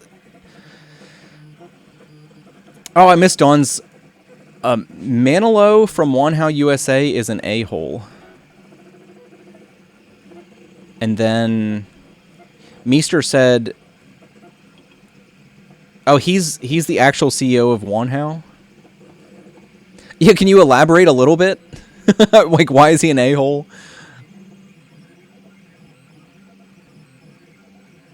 Like, I don't like calling people a-holes if there isn't good reason. But no, it's unfortunate, man. I wish... because I was kind of torn. I wanted to... I could have already had a CR10 by now, which is kind of frustrating. I think for... What, a little less... Or right around $100 more, I could have had a CR10. Because they were on sale at the time for, I think, like... $479 or $469. And I chose to... Because the CR10 was a little bit more of a shot in the dark. There were some people that had reviewed that at that point. But there wasn't a lot of feedback for the CR10 yet. Which now it turns out that it seems to be like a fantastic printer. But yeah, I could have got a CR10 instead, but I opted for the Wanhao i3 2.1. One of the big reasons was Angus. I actually talked to him about it, and Dustin Jatman, because I wanted it. Like, obviously, I'll get to do a review and stuff on it, which is nice for me. But I wanted it because it should be a solid workhorse printer. And that's what I wanted it for. I think for the price, it seems to be a great printer. It seems to be reliable. It's like any printer. Like, you're gonna hear people that have problems with it, but there's so many things there's so many inputs from the user on any 3D printer that it's hard to tell if it's the printer itself or a user error. But I still would like to have it. I just don't want to wait forever.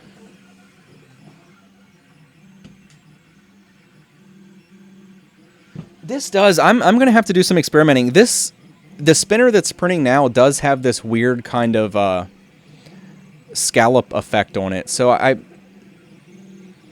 hope that there's not something wrong. But it's so consistent that I'm almost... It might just be the way the slicer handles those curved surfaces. I don't know. I don't know if anybody else has experience with that.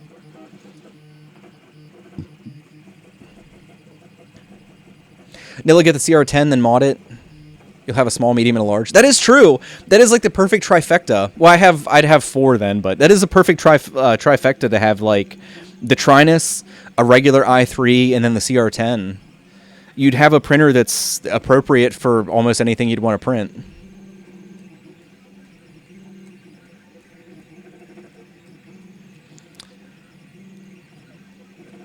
Reorder it from them direct.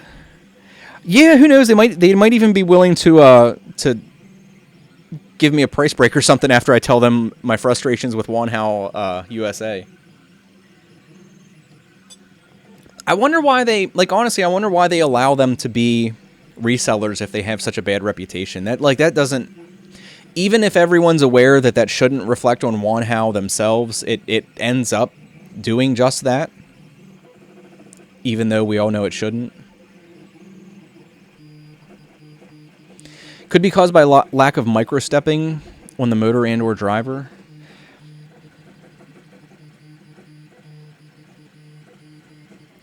It's just so weird because it's so consistent around the entire print,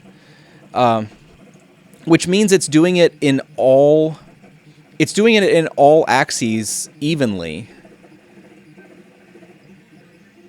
Which is odd. It's so consistent. Yeah, I don't know. Hopefully, I'll just like reslice apart, because I think I have some of these that are printed. And you can see what they're supposed to look like.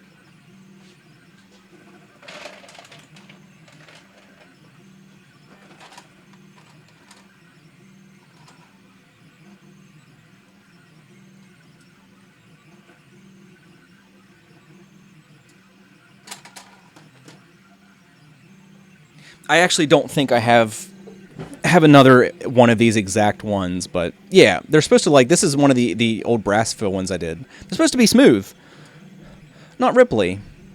Though, like I said, it's like a pleasant effect. It's just not supposed to be that way that I'm aware of. At any point, do you have plans on building your own 3D printer from scratch? I think that would be amazing. I would love to do that. Especially now that I'm getting a little bit more experience designing and stuff and working with different materials. I would love to do that. The aluminum rail is really easy to work with because I've got like the...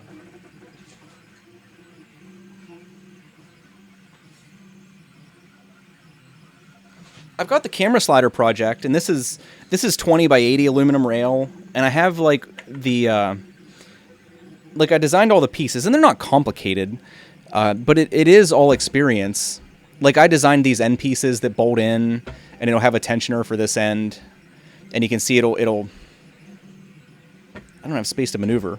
This will guide the belt around, keep it in the slot, be good to go. A little bearing on the end, and then of course, like this is the stepper motor side where I have the stepper motor in there. It's got the drive wheel, and then same deal, like a bearing to keep it aligned with the channel. And then this one has some support material I didn't remove yet, but these bolt the entire way through this and thread into the end of those extruded rods and stuff. But when you actually take the time to come up with a plan before you actually sit down with your CAD, it's not that hard to make the pieces that you need.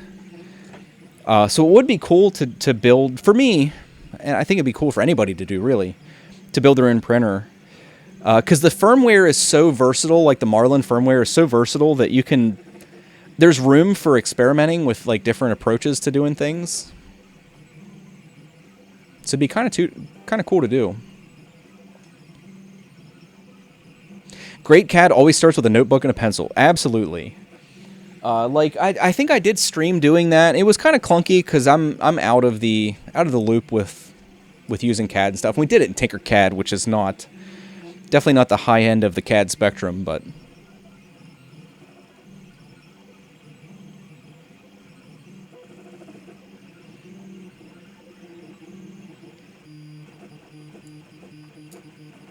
The brass fill looks ace. Yeah, it doesn't look too bad. I never finished like polishing it. You can make it look better. There's a couple guys like Joey Nuggets. I don't have the picture anymore, but he did like antique looking coins that looked amazing. Like you would never in your life think that they were 3D printed or that they weren't metal. Like they looked fantastic. He got like such a bright metallic shine out of that. It was pretty crazy.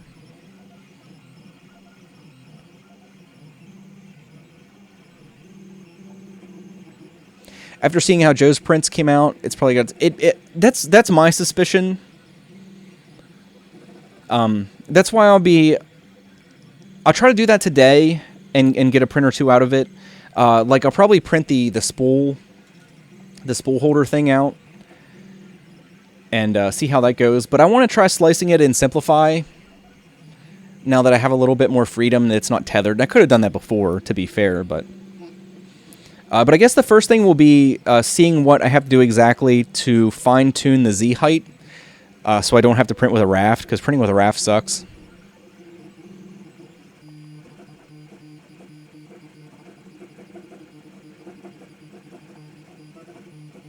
Be sure to get the 400 step per revolution NEMA 17s. Yeah, it does make a big difference. If they don't have, because there's different levels of, from what I understand, I could be wrong, but there's different levels of micro-stepping that different steppers can have, and some of the crappier ones are kind of choppy in their movement. And that's why I'm hoping, like these are the what did you say there? The 0.9 degrees. Oh shit. See, you were saying about the 0.9 degrees, and I think this is the the one you're saying to not get. This is the one from Open Builds, and these are 1.8 degrees per step. So you're saying that this might be one of the choppy ones, which that kind of sucks, especially for the camera slider where we want like the smoothest movement possible.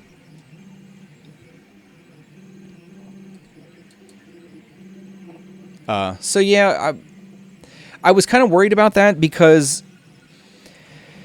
there's ways to deal with it. Like we could gear this. We could use like a gear reduction where we're basically taking more rotations from the stepper itself to translate to smaller movements.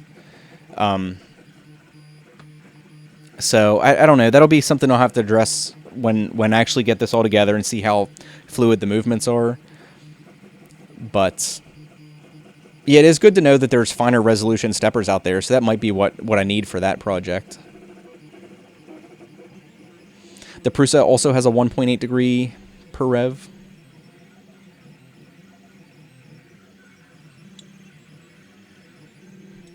Doesn't microstep... Oh, it just gleeked everywhere. Doesn't microstepping take care of that? I think it does. I don't understand exactly how it works. I just know the little bit of experience I have with the stepper controller board for the Arduino Nano. There's different configurations. Like Chris just said, I think you can get... I think that Easy Driver allows you up to 16 micro steps. But then, like he said, I think there's ones that are capable of more than that. I haven't heard Gleek for ages. I haven't done it for ages. I just like... I remember doing it in high school all the time and getting in trouble. Or maybe it was middle school. Everybody was gleeking on each other.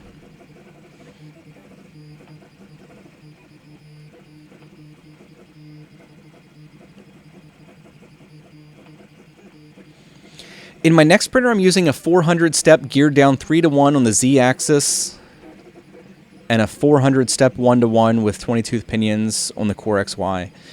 It would be interesting to see comparisons between the two of like you were saying a lot of printers use the 1.8.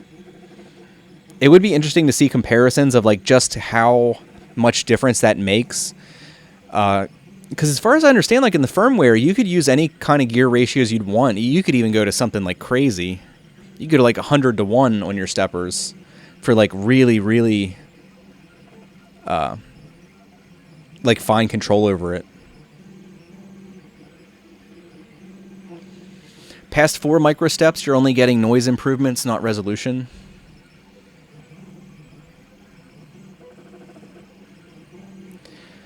Chris, see my channel for almost... Well, I'll pull your channel open here, Chris, and take a look at it later. I almost blocked you. Oops. Because it brings that little drop down. And it really sucks in the YouTube chat. As far as I know, once you block somebody, you can't unblock them. Because there isn't a list of blocked people.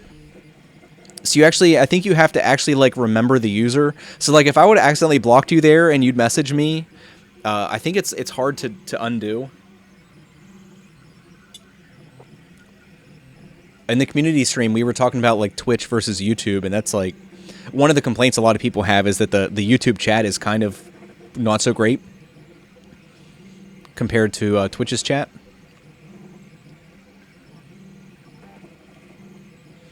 He's actually a Nillapraptor.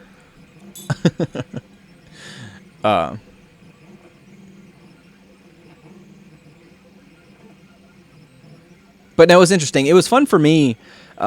If any of you haven't done that, it would only cost you about probably less than $20 to get a cheap Chinese Arduino Nano, an Easy Driver board, and a really like an inexpensive stepper motor, and hook them up and mess with it, and it'll give you a better idea of like how stepper motors work exactly.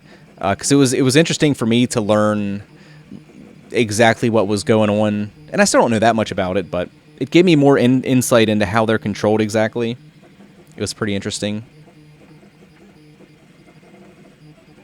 Because it's like you guys are talking about microstepping. it's interesting how it takes the separate coils and you can activate them in different sequences to get different resolution out of the steps. Like talking about like 16 microsteps or 8 or 4. There's all kinds of different ways. Like you can have the board control the motor.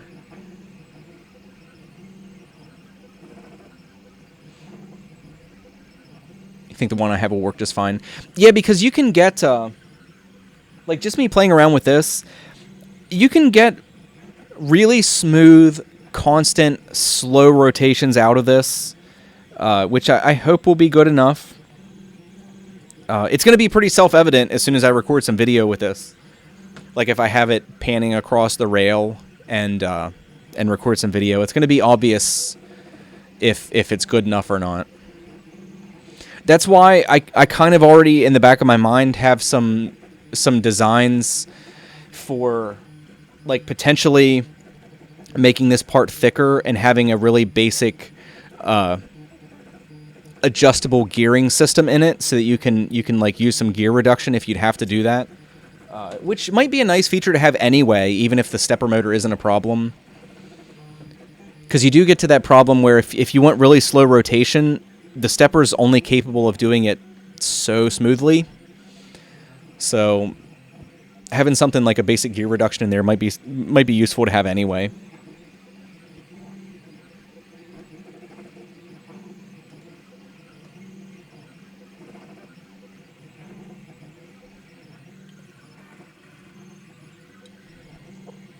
Why did you delete your comments? I can't undelete them either. I can't force your messages to be seen.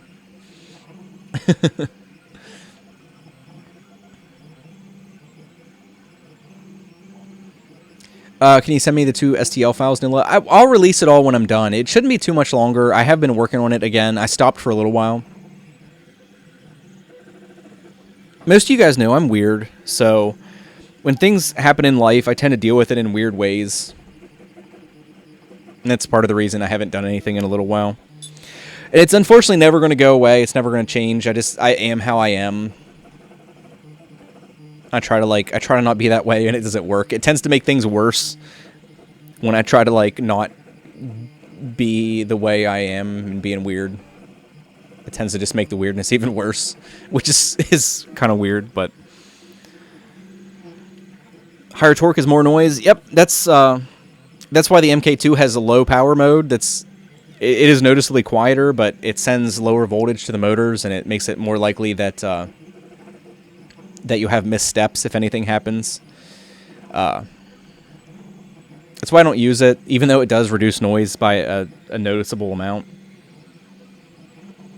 But I'd like to do a video soon. I always say that.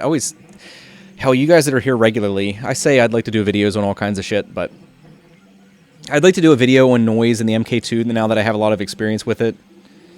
And do some actual testing. Now that I have a decibel meter, do some actual testing on low power mode and stuff. See how much of a difference it makes. Don't worry, be happy.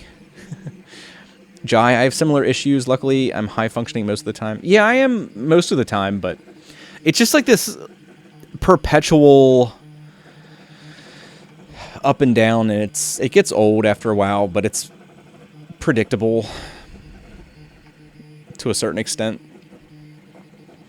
And you have we do have that in common. You have the world's most normal and supportive girlfriend.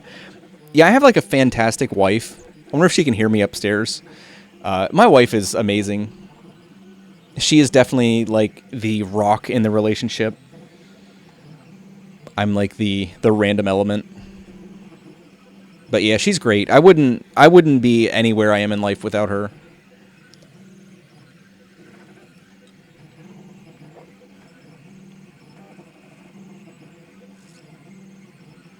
You like the way your printer sings when printing sometimes? This thing sounds kind of cool because it's not like there's none of that. Any of you guys that have MK2s, that noise that everybody complains about in the Y-axis with the linear bearings kind of vibrating on the smooth rods. This is none of that. I don't know if you guys can hear it, but it's just that like it just sounds like technology because it's just like all the stepper motors running. Is all you really hear. And a little bit of fan. You don't hear much fan, but you do hear it a little bit. That's why, like, this is a much more tolerable noise than the MK2 made when I first got it.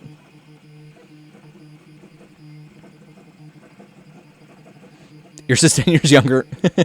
My wife's only, like, a year or two younger than me. We're pretty close. We went to high school together.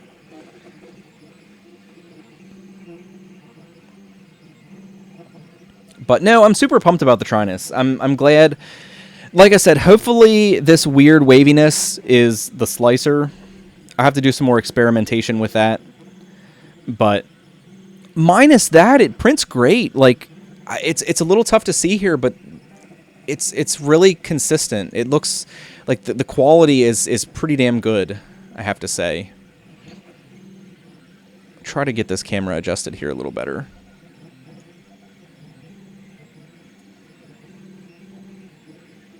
But the print quality is really good. Like, you can see, minus those lines, like, everything's really consistent. Everything's smooth. The extrusion's really, really quite good.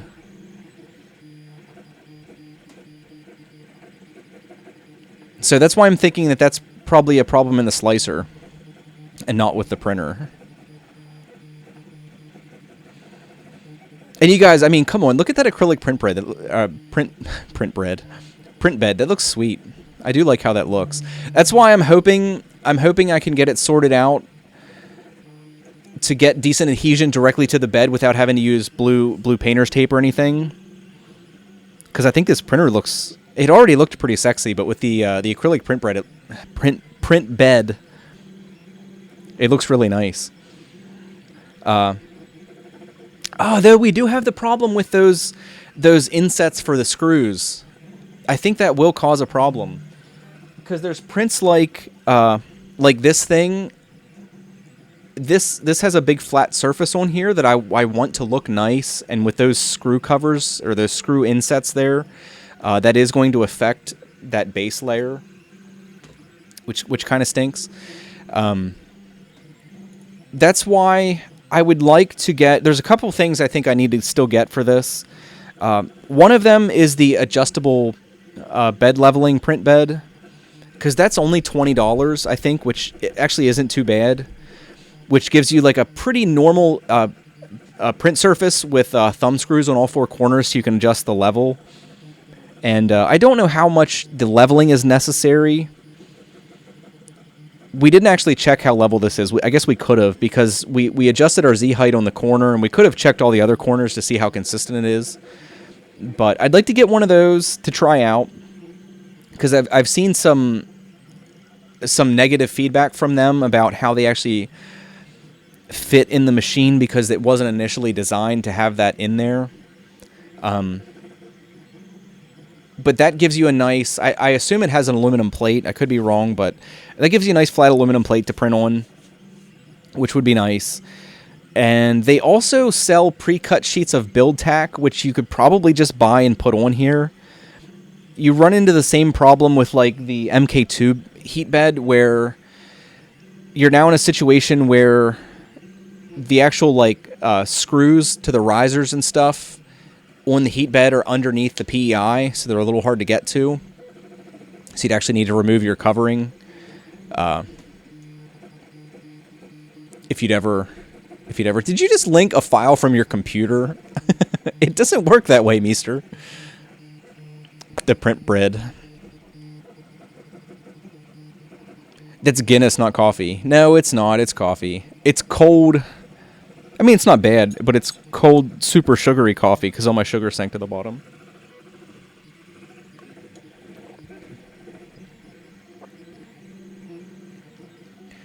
Small heated PCB. Oh, that's right. They do sell a heated bed for this, too.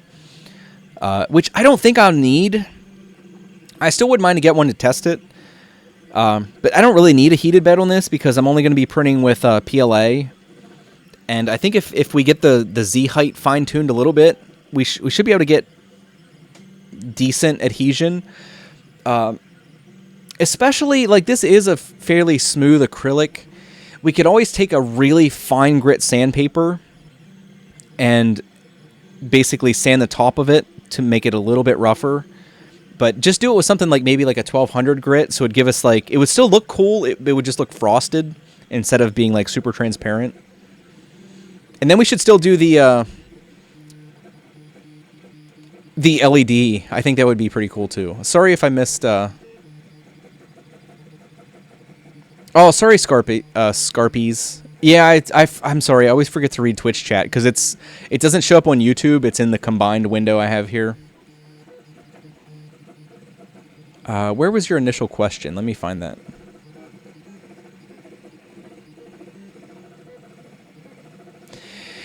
Does the spinner come out better printed using a raft?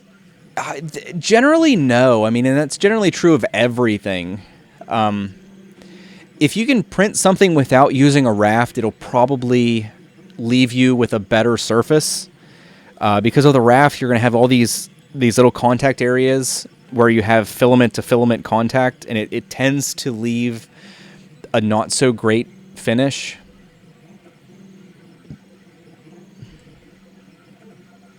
Some of it's your settings. You can definitely fine-tune the raft settings to reduce that effect. Like, I know some people that print with rafts just because, like, they kind of have to, given the materials they're using or the build surface they have, which is kind of the boat we're in here. It's like with this other build surface, and it's not a normal situation, but this surface was all effed up, so printing with a raft was basically the only option you had, really. But generally, if you can print without a raft, it's the better way to go. But some things you can't. Some things, like you have, like I've printed things in the past where you have very little contact area with the build surface, and you kind of end up needing to use a raft, or at the very least, a brim, which is kind of related but not the same. And you end up needing it just to like increase adhesion. Rafts make adhesion easy. It's like this: if you lay a huge hot layer of filament down and then print on top of it, you get good adhesion. But I don't know. This feels like this is taking forever. Let's pump the speed up on this thing. Let's push it a little bit. I wonder if we can adjust that while it's going. We're printing at 100%.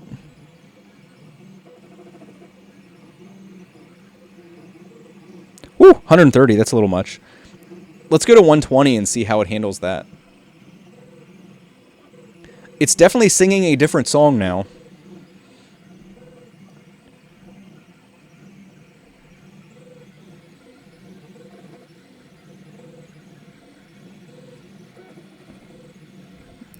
I don't know, let's see. Like, what's the worst that could happen here, guys, right? So we're at 120 with, like, a maximum glare here. I apologize. So we're at 120.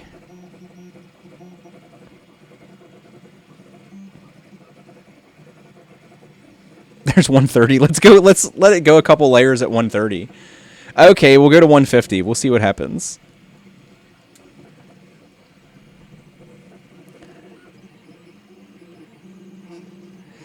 It's actually quieter.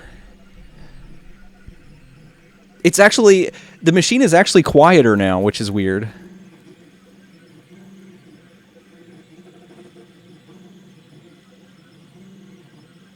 I wonder if we went over some, like... I think at 150 we actually went over some magical threshold where it slowed it back down. At 140 it is... The sound is very different. I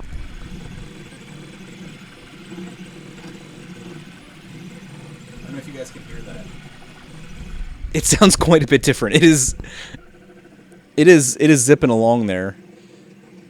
Because I don't know what our base speed is. Like, we only have like a relative adjustment here. I don't know what our base speed was.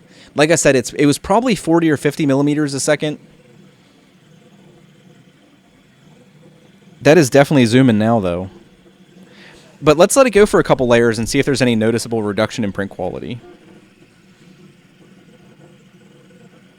Because the machine itself is still, like, it's so rock solid the way it's constructed. Like, if you take the MK2 and put it at 140% speed, it would be shaking like crazy. This thing just sounds different. It doesn't, like, there's no violent movement of the machine or any swaying or swinging.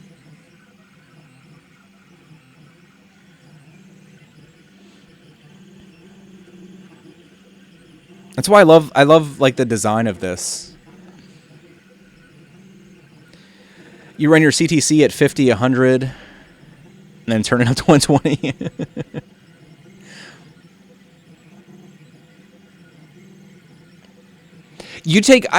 Chris, come on now. You take your i3 up to 250. So if your base speed is 60 millimeters a second, that's what, like 100 and putting it 150 millimeters a second? What kind of i3 do you have? Like, surely you don't have an MK2.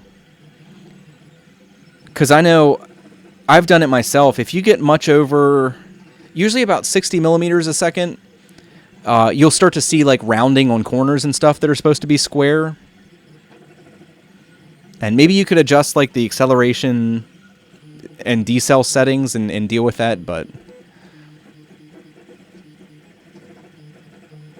yeah, like Hard Time said, I actually can't even picture like the MK2 at 250%. It would like walk off my desk at those speeds.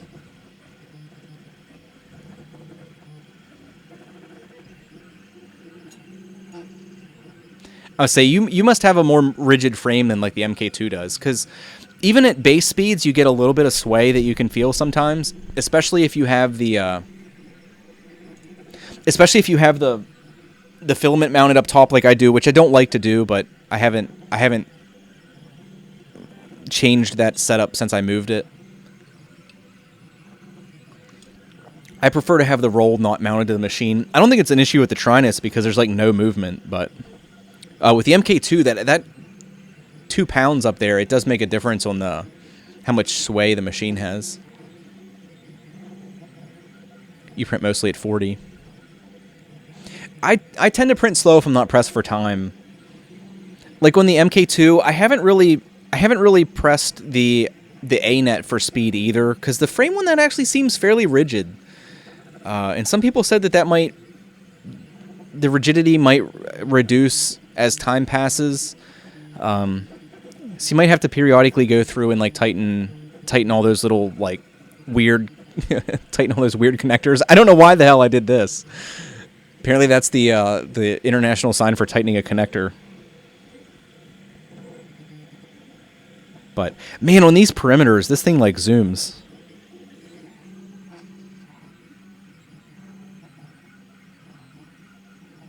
We'll have to take a closer look at it when it's done, but I cannot see any change in quality in those couple layers that it's laid down at this speed. It's also interesting that it seems to, it's probably in the firmware, it limits the speed. Let me see if I can get the glare off of this. And I'll move the mic over here so you can hear it. When we went up to 150, it actually reduced it back to like the default speed, I think. Oh, there it's at 150.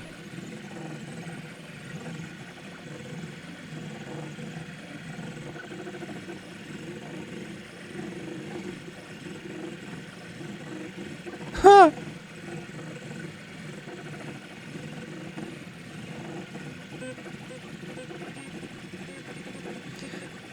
I don't know why, it seemed to be like throttling the speed before, but that is zooming along.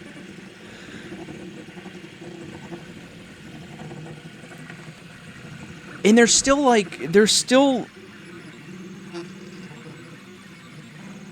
now it seems to bring the speed back down for the perimeter. Maybe that's what it is.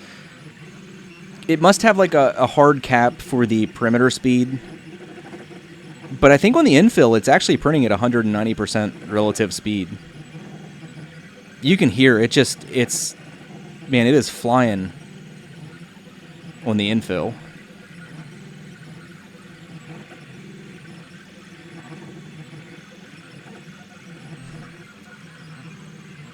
It still seems to be feeding without problems. It still seems to be extruding okay. Wait till it switches the infill here.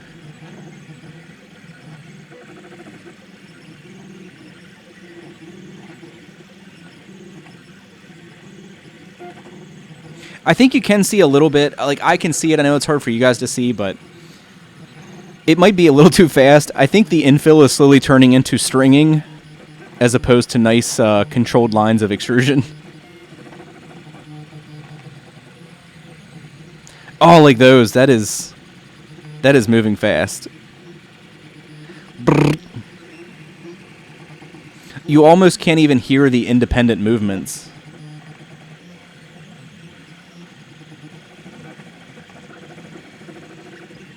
It's starting to shake the whole table. But again, it brings it down on the perimeter. Now there it's doing the perimeter fast.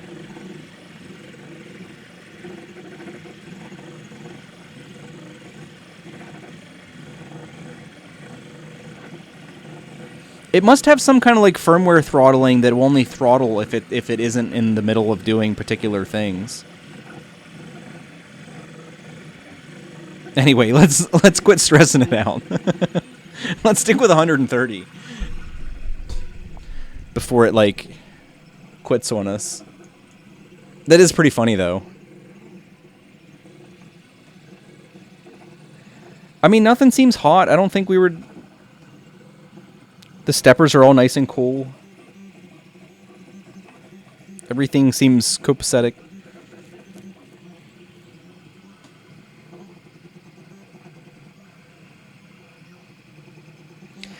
I've been printing at 120 to 130 because I think, what is the default? I forget. It's been so long.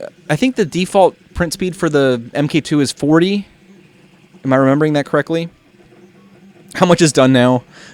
we did burn through a good bit of it there. What are we at? 77%. And we're leaving it at 130. So, yeah, that's funny. That was kind of exhilarating in a bad way.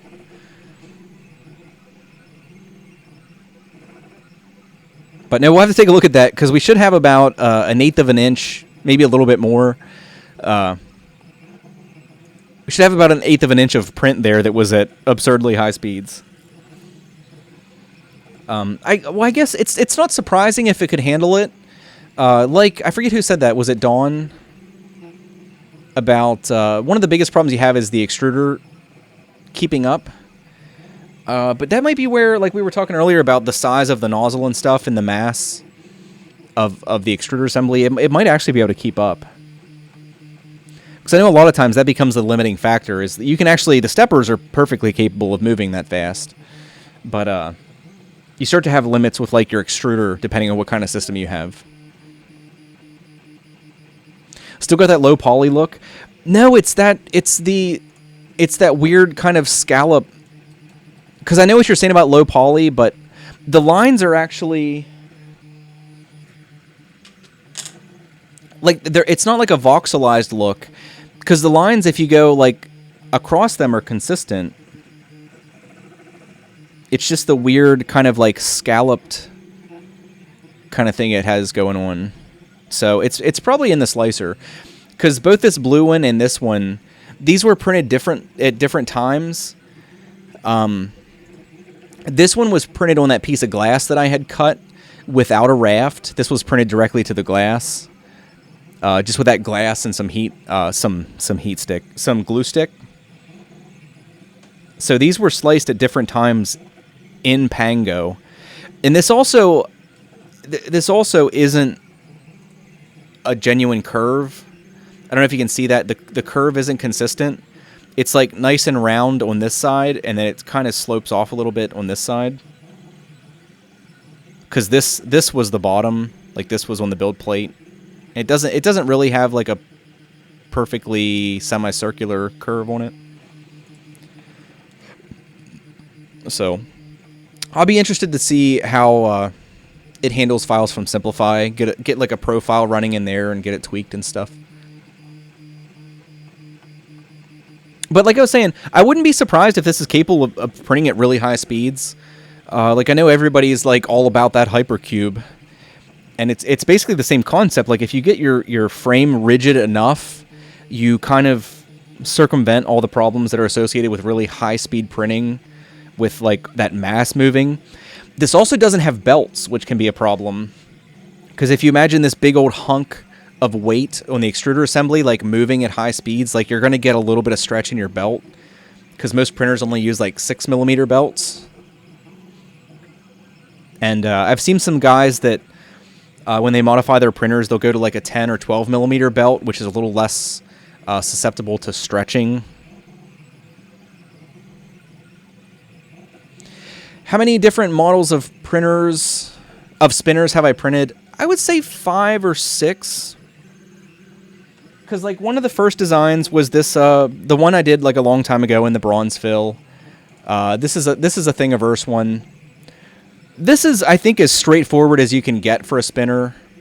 It just has the 3 outer bearings, an inner bearing, and then some pretty basic buttons. And this was my personal spinner for a long time, this bronze fill one, because it's nice and heavy. But then I think this is a Thingiverse file. Again, pretty standard design. It's got rounded edges instead of like the flatter ones that this one has. And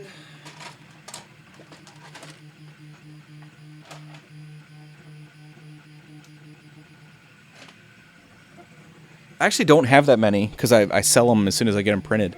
But I printed there was a really fancy like geared one that I had printed.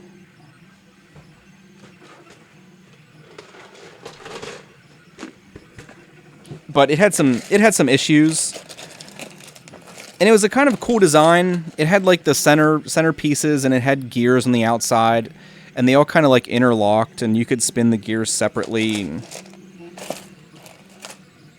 It was kind of nifty. So I printed that one. That one's on Thingiverse too. But because I wanted to sell them, and most of the ones on Thingiverse you're actually free to sell, depending on what the licensing is on it, and most of them actually don't care if you print them out and sell them. But I didn't feel right doing that, so I designed my own, and I print them like this with 3/4-inch steel balls. And they're a tight fit, but you can pop them back out. But it just has a little like inset ring in there, so the steel balls pop in, and they spin like fantastically because they're so heavy because of the steel balls. Because this thing weighs like 50 times what even the bronze fill one did with bearings in it. Plus, one of the benefits is the steel balls are actually cheaper than decent bearings, so it makes them look, in my opinion, this looks like it costs more, even though the steel balls are cheaper than bearings for the outer 3 spots. And they just like spin fantastically. As you can see, like I barely even spun that, and it's like, it spins great. And I do them in 2 colors. I used to do them in 1.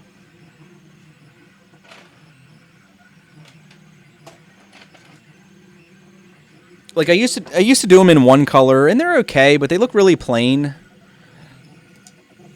Like I have a bunch of different colors, but they look kind of plain, sort of, and they look so much classier with 2 colors. Plus, you can match the buttons then.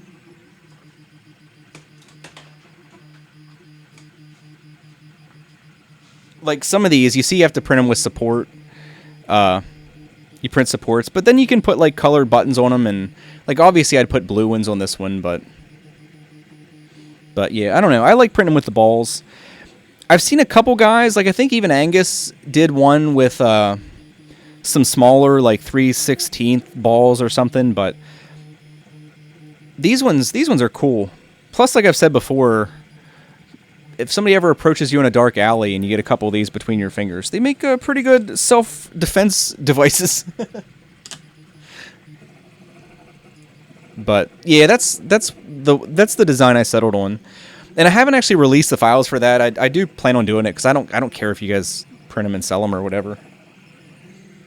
But the A8, I print all those on the A8, and I've been setting all the money aside that I make on spinners.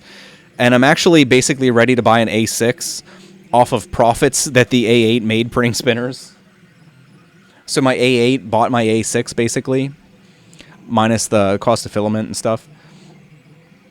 But as far as bearings, I just use reds. I had bought Yellow Jackets off of Amazon. And they were okay, but the reds were a little bit cheaper. And if you do the same thing, like you see I take the shields off of them. I take the shields off and soak them in acetone for like a day or two, and then kind of brush them out and clean them with alcohol so there's no lubricant in there. And they spin great. Like, they're super smooth. I know you can't hear because the printer's going, but they make absolutely no noise and spin really good. And this one doesn't have... Normally there's colored buttons on here, but I don't have them in here. All right, so our print's done. Put our spiners away. Oh, and it even moves the build plate out. Yeah, it's done. Oh, and we got our little tool.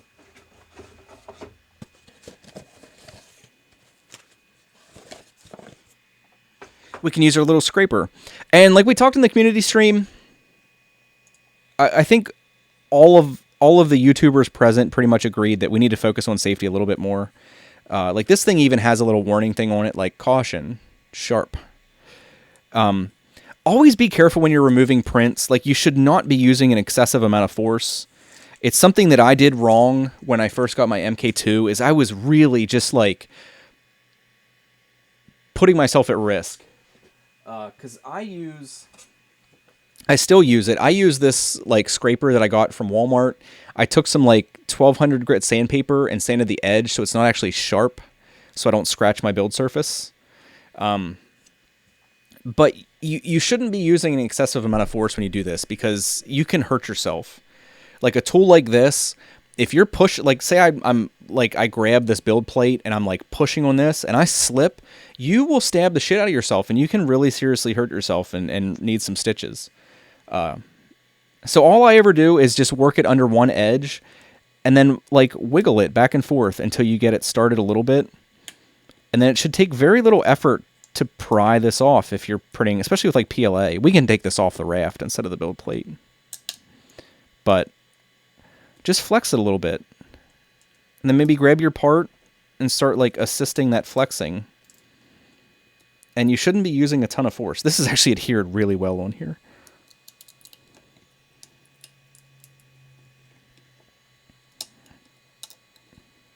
So, and like this, like my first instinct, and I'm sure a lot of you are the same, my first instinct is to really, since this is adhered well, is to really just start prying hard. But what you want to do is just be patient and do the same process of just like getting under the edge a little bit and slowly working it off. Wow, that is really on there. Especially in the center. That is really super on there.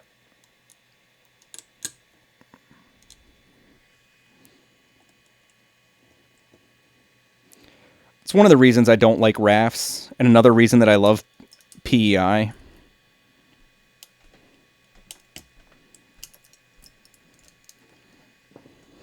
Holy crap, guys. That is like super on there. And this, again, we could tweak settings. We could improve this. But this is kind of what you run into when you have a raft. Let's adjust the light so you can see. There we have like partially adhered filament. And our bottom layer isn't actually too bad once we take the raft off. But it takes a little bit of effort to get all these little guys off of here.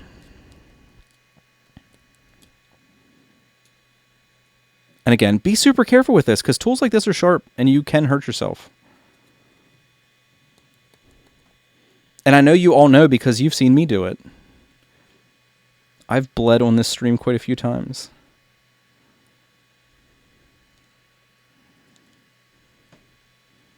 But when it's all said, this actually isn't too bad for a bottom layer.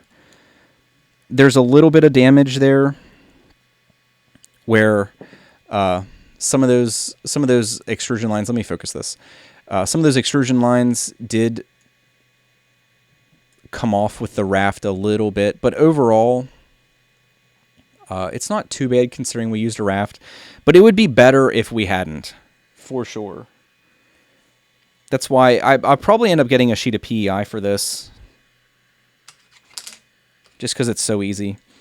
But yeah, you can see this has essentially the exact same thing going on that our other one did. That sort of weird scallop striation kind of look to it. Overall, it's a really clean print, though. Other than that, it's just like the other one.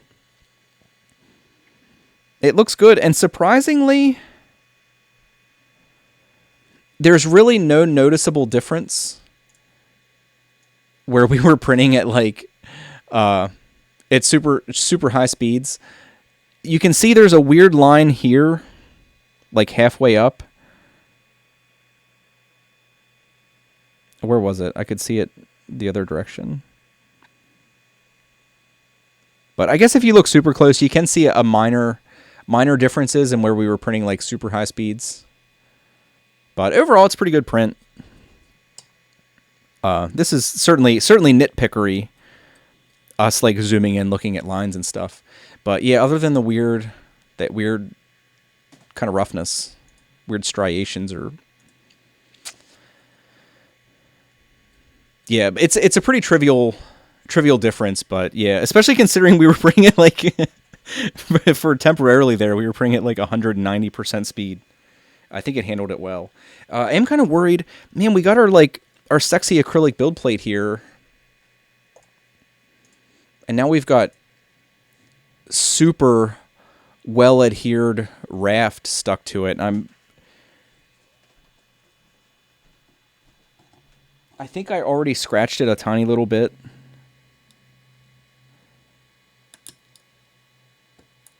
This stuff is super on there. I actually don't like this little scraper. It's so narrow that you're really likely to have it not perfectly flat, and it seems really conducive to scratching your nice acrylic plate. That's why I'll probably take it and do the same thing I did with this one, where you just take some really fine grit sandpaper and run it over all the sharp edges so you kind of round them off. So it's actually hard to scratch stuff with it. It kind of just wants to glide over it. But yeah, it's like this. Reason 8000 that printing with rafts kind of sucks. Is that now you have a raft. Worst part about rafts is you have a raft after you print it. But yeah. Compare this to just like having a sheet of build tack or PEI on here and you pop your print off and you're ready to go again immediately. This kind of sucks. But even painter's tape has pretty good release for like most filament types.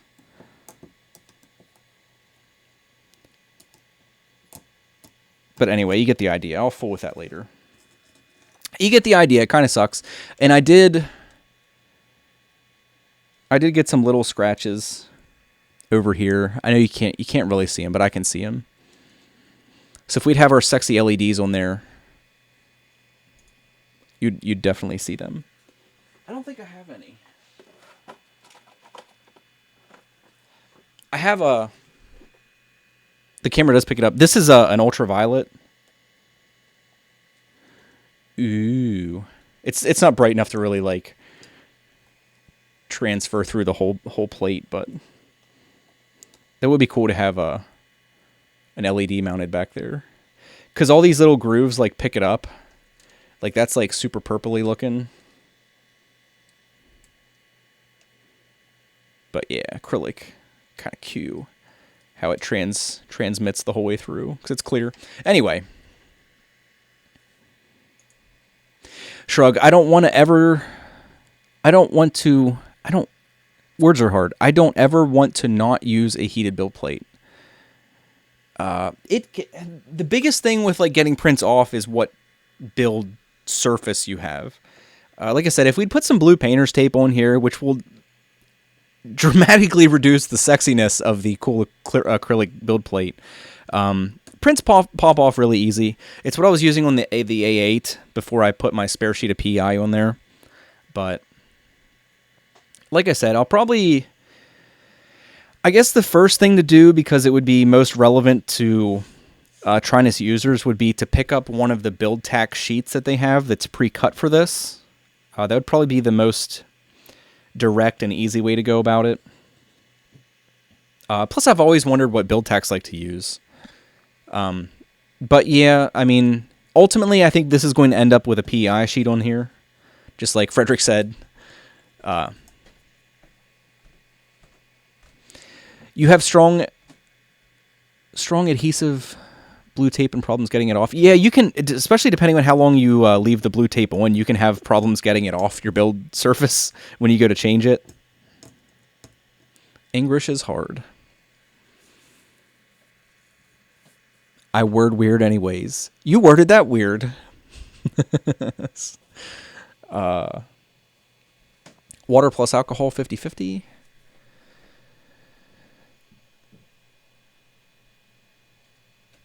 Yeah, wood filament, I've only printed a little bit with the wood fill that I had a sample of it.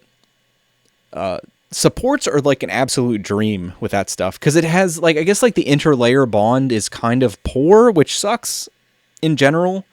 What was that called? It was the filament that kind of felt like construction paper after it was printed.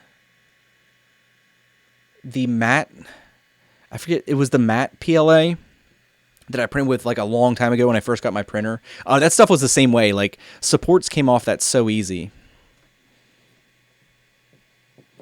M3D has a sheet that's a lot cheaper than BuildTak.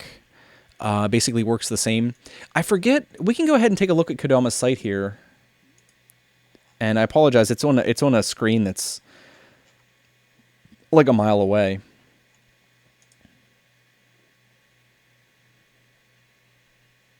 I forget how much their BuildTak is.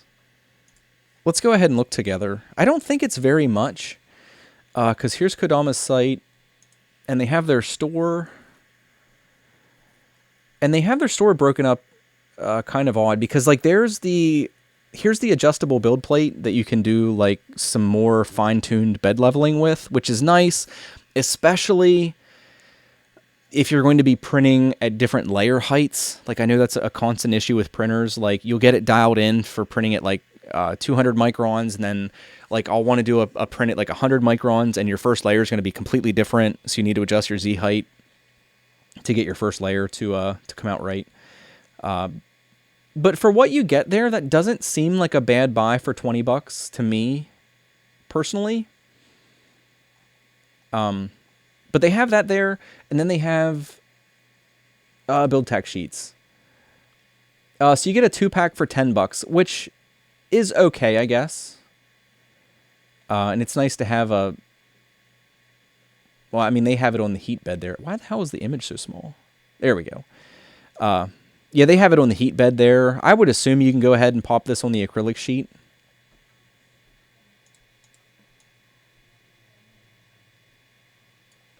But it brings the sexiness back a little bit. It doesn't have the... You're going to lose the cool look of the transparent build platform here, but that's not a bad price to me. Not amazing, but not bad. You have to pay a couple bucks shipping, I would assume. So for like $30, I could go ahead and get the bed leveling system and 2 sheets of BuildTak. Because they have a heated bed, but it's like $50. Yeah, it's like $50. And for me, I mean, if there'd be a bunch of people that want to see it, I'd be willing to pick one up. But like, I personally don't think I'm going to need it. I'm only going to ever print PLA on this. And especially if I put PEI on it. PEI works great even without heat with PLA. So I don't think it would be that big of an issue. I think it would be fine. But we'll put that on our shame here. Our raft. It sticks quite well, I gotta say.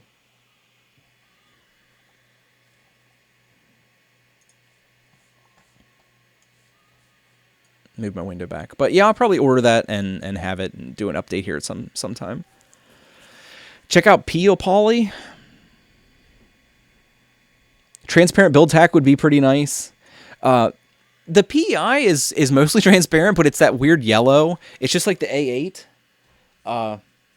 It's really transparent. Like you can see the aluminum underneath like pretty clearly, but it has this weird like yellow kind of hue to it.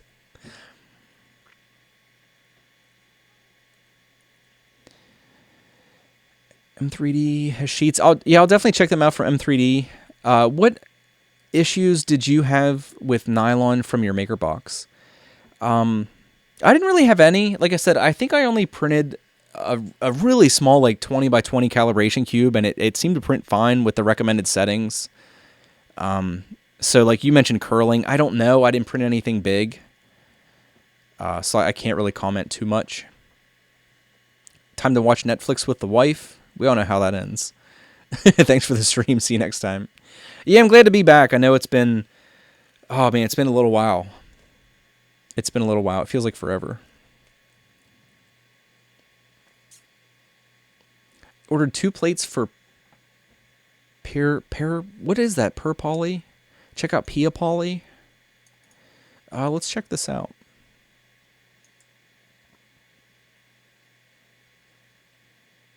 So they sell laser printers? Oh, they have, okay, I see. They have an FDM printing surface. So here's their site. And they have, it looks like they mostly sell SLA printers, but they have a FDM printing surface. And I can't read it. It's so far away. Let me open a second window and bring it over here so I can actually read it. Where was that? Tired of keeping wrapped. Do they mean warped prints? I think they mean warped prints right there. But they actually have wrapped. I think they mean to say warped prints. Tired of keeping, this is English not their primary language? That doesn't sound quite right. Tired of keeping wrapped prints and constant retaping or applying hair sprays and gooey stuff. It's supposed to work. It's supposed to have perfect adhesion for ABS, HIPS, PLA, PETG, and other FDM. I know PETG and HIPS are a big one that can be a little tough to work with. Works best with a flat heated printing surface like glass without holes, has 3M adhesive, and on the non-printing side, is very easy to install compared to masking tapes. So there's a 200 millimeter by 200 millimeter. Is that for a single piece, $6? Because how big is the build plate on this thing? I forget. I think it's like 120. Yeah, it's like 125, basically. 125 by 125. So if you'd buy...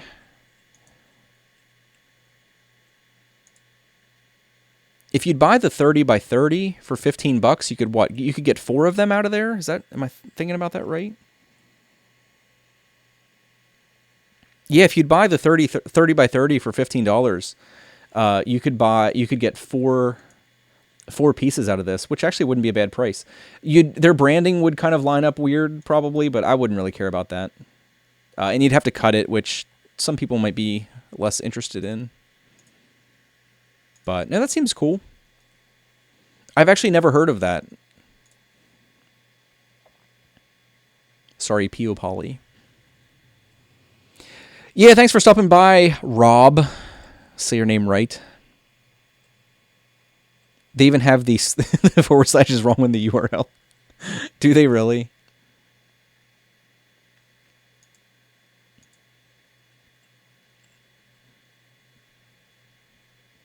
That's funny.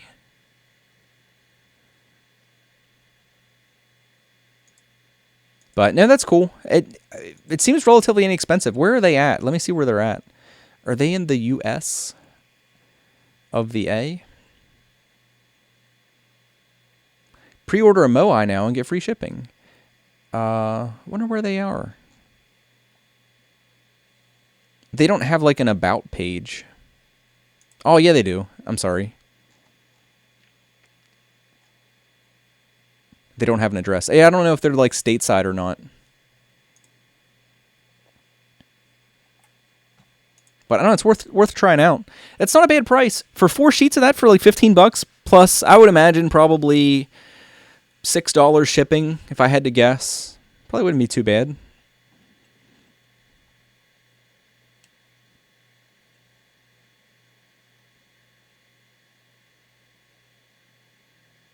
"3D lack on glass better than anything."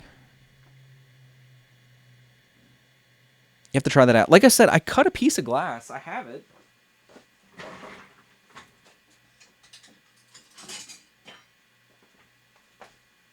We did cut a piece of glass. It's all dirty, and I dropped it and broke the corner, but it's still the right size. But the problem was, like I said, you can get it on here, and it fits fine. You can see I dropped it and broke the corner. It fits fine, but the problem is there's no way to really attach it.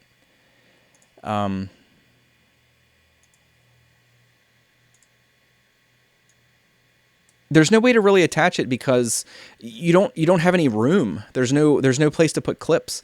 Like I have the little clips that everybody uses. You can't put it on the front, more so now even because the LCD, there's like very little clearance there. That clip even wouldn't fit. On the sides, you run into issues because the plate has so little clearance between the steppers on the sides, and in the back you have the same thing where the stepper motor is really, really close to the bottom of the build plate in the back. So there's really just no way to attach it. I mean, you could maybe come up with something on the corners, but when the hot end homes, it moves really close to the surface, like along this whole edge and the front area, so you can't really clip anything here, and it was a bit of a pain. I ended up like taping it on basically, where I wrapped tape around all 4 edges, and it was the only way I could really keep it attached and have enough clearance for the printer to function properly. Because I had some cringy moments. When I first had it on, I just had clips. I put a clip on all 4 sides, and oh my god, it was like the worst sound. Because the hot end came down and like drug across, and it caught the clip and was like scratching it across the glass, and the whole thing was shifting, and I was just like waiting for it to shatter into a million pieces. And yeah, remove the hooks from the clips. I did, yeah. There's little black clips. I don't have any here, but there's little black clips that people use for paper, and you can, yeah, I took the clips, the metal part out then and just left the pincher, but there's still not enough clearance, if you can believe that. There's really tight tolerances on everything. Put some nails through it. You could, I mean, it's again, it's nitpickery. This is absolute nitpickery. But if they would have, they could have even used like the same way of bolting this down. But if these bolts would be in the corners, like if they'd be in the corners like on most build plates, it would be like a non-issue. You still have this like subtle grid pattern that I would say these grooves are 1 millimeter, maybe 2 millimeters tops deep. You can see they're not very deep, but they are kind of embossed in there, engraved, or whatever you want to call it. But if they'd have mounted this, like put a larger plate underneath and mounted these on the corners, I think it'd be like a non-issue. You'd have nice open space in the center there, and you'd probably almost never be printing in the corners. But again, nitpickery. It's not that big of a deal to buy a piece of PEI or build tack or whatever you want to choose, or your PIA poly. What about a perforated build plate? Well, that's kind of what they have going on here. And I would have thought that would aid with releasing the prints, but that does not appear to be the case. This stuff is still like adhered quite well, which would kind of scare me, man. If PLA is gripping this acrylic that bad, I'd be afraid to see what would happen with like some PETG or something, because I know that stuff can really grab a hold of stuff.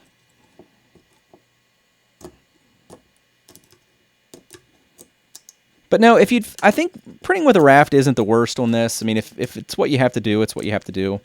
I think if you'd fine tune the settings, which unfortunately you don't really have a lot of control over in their slicer, but if you have like Cura, I don't know if you can use Cura, but I know you can use Simplify.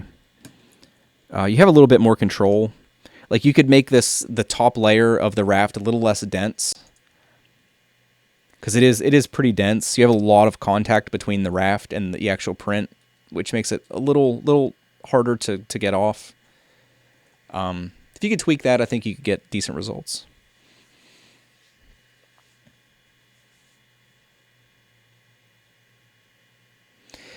You could cut the glass slightly larger and print some back corners or some corner brackets. Yeah, you could.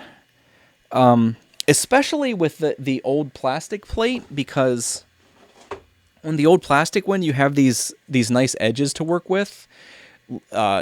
You could make a clip that would actually catch in the back here and pinch that and hold it into place. The problem with the acrylic is it's smooth. It is completely smooth on the bottom, so it'd be a little tougher to get something that would actually be secure. But this one, if you'd actually, design it in that it would catch in that inset there, you could make some decent little clips, I'd think. But it's all, I mean, you could, and like I did, I cut a piece of glass to get by for a little while, but it's all a little moot when you can just solve the problem a little more directly by putting a sheet of PEI or something over your piece. Or PO Poly, or your build surface of choice. I know there's a couple other things on the market that people like to use. Or just blue painter's tape, which is probably what I'm going to do for the time being. I'll probably just run down to the hardware store as soon as I'm done streaming and get some 2-inch blue tape, because I think that should work out perfectly with 2 strips. Well, not quite perfectly, but yeah, 2-inch. It looks like this is just under 5 inches wide by almost exactly 5 inches, so it doesn't work out quite well, or quite perfect, but especially when I'm not going to be printing full build area. Like if I print a dungeon tile, even these big ones, these are the tilescape tiles, even those big ones don't take up the whole build surface, so some 2-inch blue painter's tape is going to be fine for the time being. I can go ahead and start printing stuff and do some testing. But I don't know. I say that I'm going to do that. I should probably tweak the Z-height as well as I can and do some testing with different slicers and see what I can get out of this acrylic plate without any modification.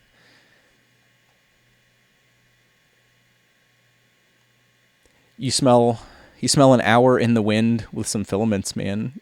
I don't know what that means. I don't know what that means.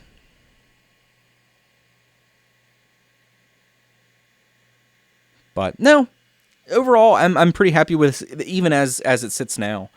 I think this is just such a great little platform for a printer to be built on that I really look forward to seeing like what it's capable of.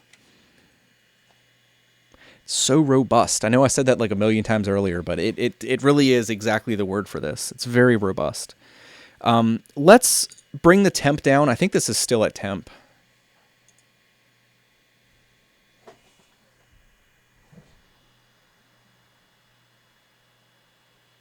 Oh, no, it's not. Okay.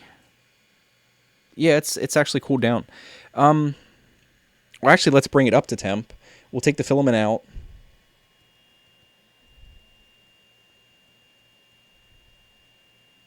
Let's bring it up to like 190-ish. We'll go to 200. Bring it up to 200. We'll get this filament out. And we'll see if we can easily pop the sock on.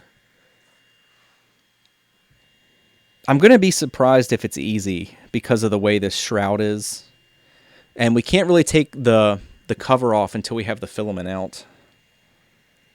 Well, I guess we could. We could, actually.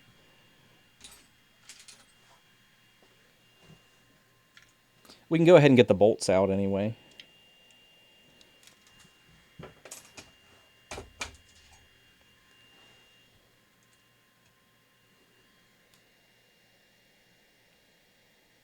Wow, I like super tightened them apparently.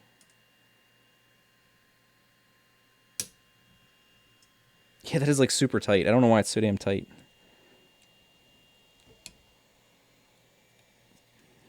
That one's not quite so bad. But I like this because it makes the machine look nice. But at the same time, it's kind of a pain to have to do this to get access to your extruder and stuff.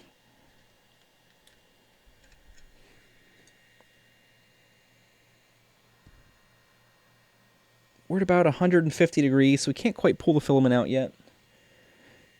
Give it another second.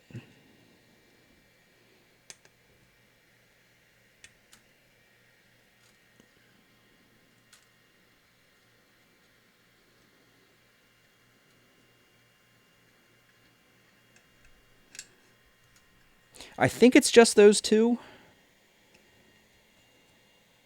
Yeah, I think that's it. And we'll see if we can pull this out. We're going to push it in a little bit. Yep, it's melted nice, and then pull it out.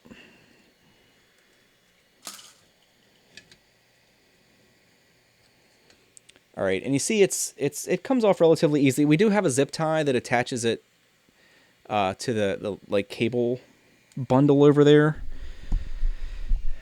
But it looks like we still don't have really great access to the heat block because we have the part cooling fan, or the part cooling shroud there. I don't know how hard that is to take off.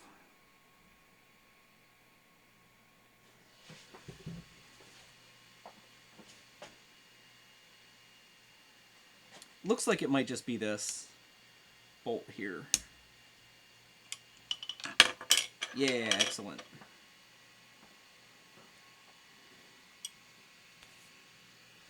All right, we're going to bring this temp back down. Just hit the center thing. It takes it to 0. So it'll start cooling. And then we should, we'll give that a minute to cool down, and then we'll see if we can pop this sock on.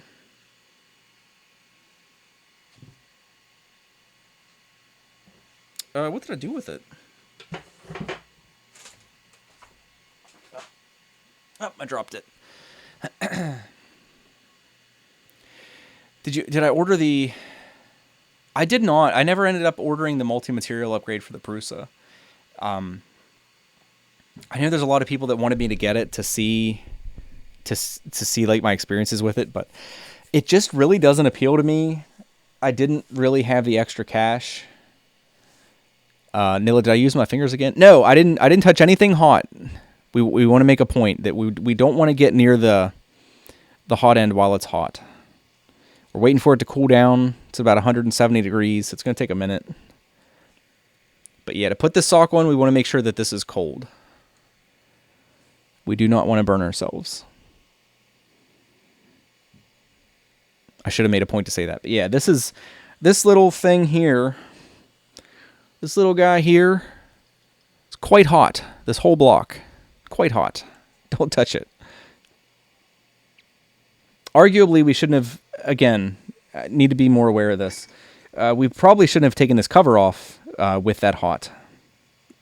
Probably should let that cool down before we do anything near it. It is something I'm just not used to being safe. I know that's a funny thing to say, but I need to be much more aware of everything I do. So, yeah, thanks for pointing that out. But no, I'd like to have a multi-material to mess with, but at the same time, it's just not something I need. It's not something I'm really ever going to use. It's like I showed you guys the 2-color spinners, like things like this. You can do this with a single extruder, just using the utility to modify your G code, and you just like change the filament when it reaches a specific layer, prints the blue for a little while, change it back to the silver, you're good to go. Multicolor print. You can't do anything fancy with it. Like if you print a layer, I mean, there are some exceptions. There are some ways to print multiple colors on the same layer, but it's a little bit more complicated.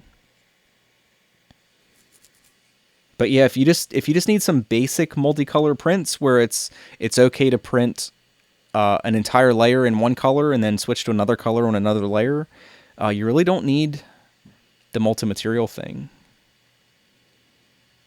And I just, Oh, I know it really hasn't had that much time to mature with people and, you know, have it run through its paces completely, but I just worry about it taking a super reliable machine and making it less reliable. And I've already seen some evidence of that with people and their initial impressions with it, but I can't comment too much because I haven't used one. But I just know there's a lot involved with retracting the filament like as far as it needs to, and then trying to get other filament in there and stuff. So yeah, it's just not something I really need. Cursed Joe Prusa for not sending you a review unit. I never really asked. I did sort of indirectly ask, and they offered me a discount. I think they gave me like 25% off or something, but even then, it's just not something I can really justify spending the money on. Maybe it'll end up being fantastic and I'll end up getting one, but for now, I don't know. I'd just as soon put that money towards another printer or something. Okay, so this is pretty cool. It's just a little warm to the touch, so we're going to see how hard this is to pop on here. I think we have good enough access to this now.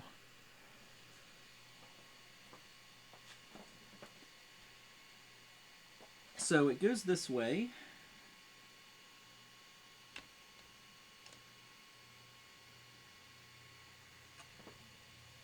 And it's basically on except a little flap here between the two wires.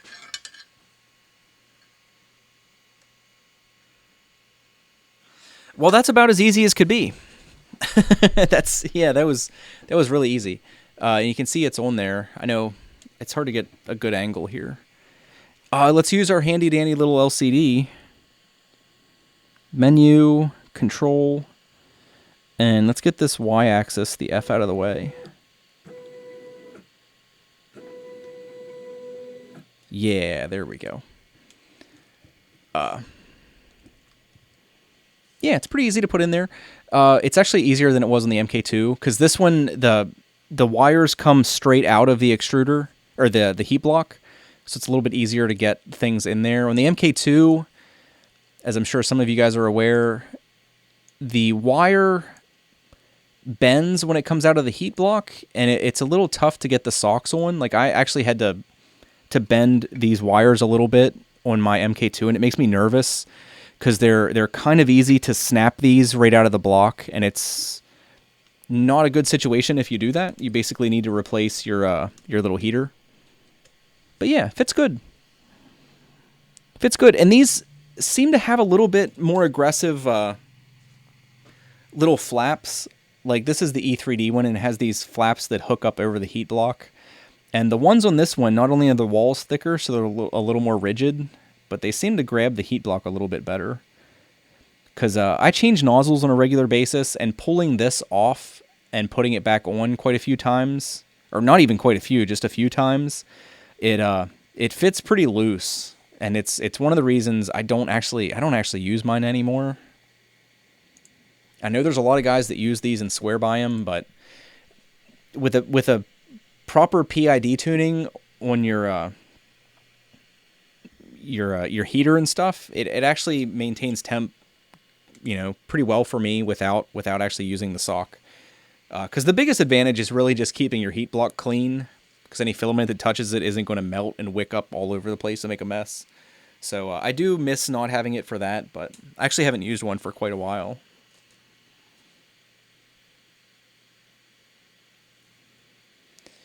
Everybody's jumping on the review train and content's being repeated. Yeah, we actually, Earl, I don't know if you watched the community stream, but we talked about that, and I if you guys notice, I haven't actually reviewed a printer yet. I still haven't done my MK2 review, and there's reasons for that. Like, I have mixed feelings about reviews. And it was interesting, Chep, and you guys know him. He has a pretty big channel, but Chep was actually in that stream, and he said that over time he has completely stepped away from doing reviews because he doesn't like There's a lot of things about it he doesn't like. Like, he doesn't like, and I totally get this, he doesn't like the idea that as soon as you say something, like, people will take it to heart and then make decisions based on things you've said, and it's a weighty responsibility to have. But it's why I have mixed feelings. I've actually had the video for my MK2 review done for a long time, and I've modified it several times and like updated it and stuff, and I just like can't bring myself to release it. Yeah, I have really mixed feelings about reviews and stuff. You wanted him to send an entire printer with a multi-material upgrade to a review on your channel. Oh, I get what you're saying. Yeah. Sometimes they're willing to. Like, I know it depends on your channel. It depends on who you are and how you do things. I know 3D Maker Noob, he was getting review units pretty early when his channel was pretty small because the quality of his content was really great. And I think it was like obvious that companies could kind of count on him to make reasonable quality content. But I'd like to do reviews, but like, I think, who said it? Earl said, well, basically exactly what he said. Not that multiple reviews are bad to a point, but it's, I think he said it in another comment, it's about like the redundancy of the content. I mean, look at MK2 reviews. It's like, who didn't do a shining review of that? I think one exception was like Angus. I think his review was a little bit more, I don't want to say it because it sounds wrong, but real. He was a little bit more upfront about problems and how this isn't just like, you know, God's gift to 3D printing. But it's a great printer. MK2 is a fantastic printer, but yeah, I don't know. I have mixed feelings about reviews. There's so much that's dependent on the user that's going to heavily, almost like, there's things that you can do as a user that's going to influence your experience more sometimes than the printer itself. I think the A8's a great example of that. Like, I'm still an idiot by any definition, but I'm much less of an idiot than I was when I started with the MK2. So like, my experience with the A8 was fantastic because I think I was like ready for a lot of the problems that were going to crop up, and I was like decent at dealing with them. But yeah, my experience with an A8 might be totally different from someone who is getting it as their first printer and is like hitting the ground not running. They're hitting the ground with a million pieces and they have to assemble it, and there's a lot of things you can run into with that. It actually ran into me having kind of a weird interaction on Facebook this morning because there was somebody asking about what printer they recommend as like a new user. And like, a lot of people, their knee-jerk reaction, and again, we talked about a lot of this in the last community stream, their knee-jerk reaction is to recommend that people get a kit because there's so much that can be learned during the assembly process. But it's very easy for those of us who are comfortable with kits to take for granted that we are comfortable with kits. And sometimes recommending a new user, like directing them towards like a kit, even like a nice kit like the MK2, can be a really daunting experience and can lead them to have a really bad experience in the long run because they ultimately weren't really comfortable with a kit, or they didn't have like the technical skills. And like, I don't mean to put anybody down, but not everything's for everybody. So some people are probably better off getting something like this Trinus, where it is technically a kit, but you're not handed 500 literal pieces, or literally 500 pieces, and told to assemble something. It's a couple like components that you need to bolt together, and it might be a little bit easier for a new user. But I don't know. It's everybody has different opinions, for sure. That's why, like I said, I actually, it's like the A8 I got with the intention of doing a review, and I don't know. I want to do videos on my experience with it that can potentially help people and give people an idea of what to expect, but I'm kind of thinking I might not do like an actual review of it. I don't know. It makes me feel weird doing reviews. One thing I do want to review are file sets. Those are something that I think I would like to be like a guy who does that stuff. Like I've already done a few and I've got more in the works, but with all these companies coming out that are providing file sets, there's a person here with us right now. Earl Miller has some file sets that he's released. I think that's like much more suited to me. I feel more comfortable doing that, like reviewing files as opposed to hardware, because I think people can have a more consistent experience with the files once they get the printer sorted out. And I think there's a lot, I don't know, just, it seems to be a better fit for me. I think I enjoy that more than reviewing the hardware. I like using the hardware. I just feel kind of weird giving my opinions of it that I think people are going to take more seriously than they should. Want a video? You should make some videos, man. I think you do some interesting stuff. I still haven't gotten it done. But like this whole thing here, these sweet ass files I have in my hand. Earl Miller in the chat here designed these. These are part of the paint rack and stuff that he built. And I know my damn camera's out of focus here, but these are Earl's doing. He designed these files, and this is like a paint rack with, yeah, like a medieval theme and stuff. And I really like these files. I haven't assembled it yet, so maybe I'm going to hate it, Earl. I don't know. You got to wait. But I don't know. I think I just enjoy reviewing that kind of stuff more. I could review spinner files. Here we go. Every build stream has the same questions. That's very true. Oh, Earl did make a video.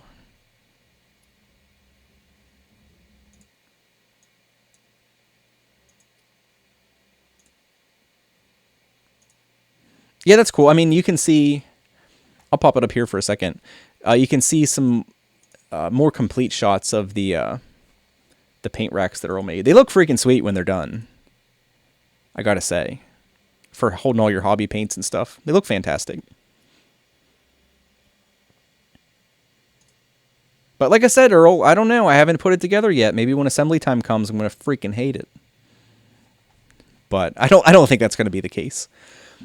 But yeah, I don't know. I'm probably going to do some reviews at some point, but I have really mixed feelings. I think I've said that enough. I think you guys get the idea.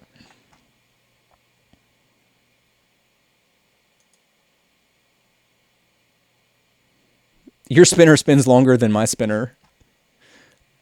Oh, it is on. I don't know. I don't think these are amazing, but they do spin quite well. But no, there's a ton of files out there, and it's like there's not many people that are really talking about them much. And I think they are a big asset, depending on what you want to do. Like I'm totally into the gaming hobby side of 3D printing, so it's like it's a big thing for me, and I'd like to share it with people. But yeah, reviews are weird. It's like I said, it's totally like, I hate to keep pushing it, but it is worth going and watching the community stream on 3D Maker Noob's channel. We just did it last Friday, and there will be another one coming this Friday. And there's been a couple weeks where we had like kind of weird topics that were, less relevant to a lot of people. But I think the stuff we talked about this week or this last week was pretty spot on. I think it was an interesting conversation.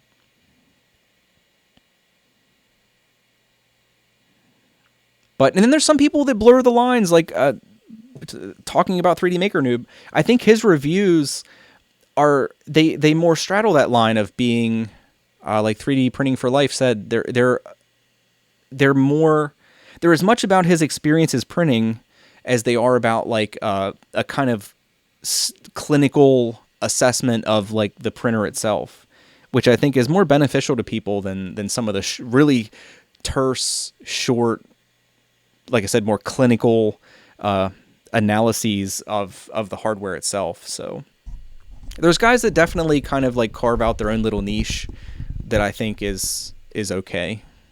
Not that anybody has to like worry about what I think is okay, but have you tried making board game box inserts? No, but I have seen some people that do that, and they are sweet. They can be pretty sweet.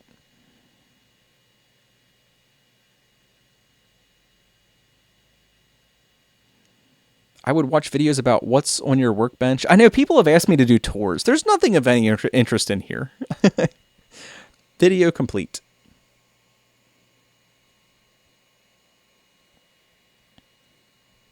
Yeah, Earl, you can link your site if you want. I'm sure people would be interested to see what you got on it. Because he does have some files on there for free, if I'm not mistaken.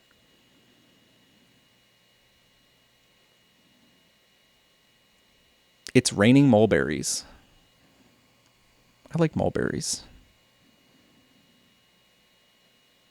People need to start printing and designing things to improve the experience. Yeah, I agree. Shameless plug inbound. That's fine. That's fine. No, I like you, Earl. You're all right.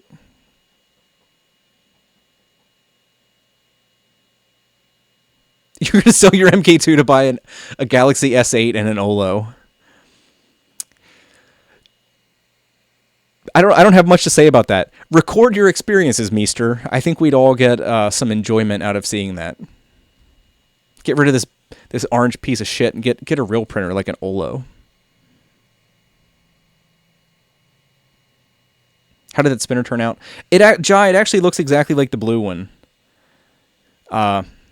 The raft was kind of hard to get off, but it looks exactly like the blue one. I know I changed my camera settings here, but it looks exactly the same basically. It's got that weird like kind of striation sort of thing going on that I don't know what's the cause of that, but it's like exactly the same. Really consistent. I mean, I got to give it that. It's a pretty clean print, but it's got this weird thing where it must be the slicer. So later today, I'll slice a few things and simplify and try to print them out.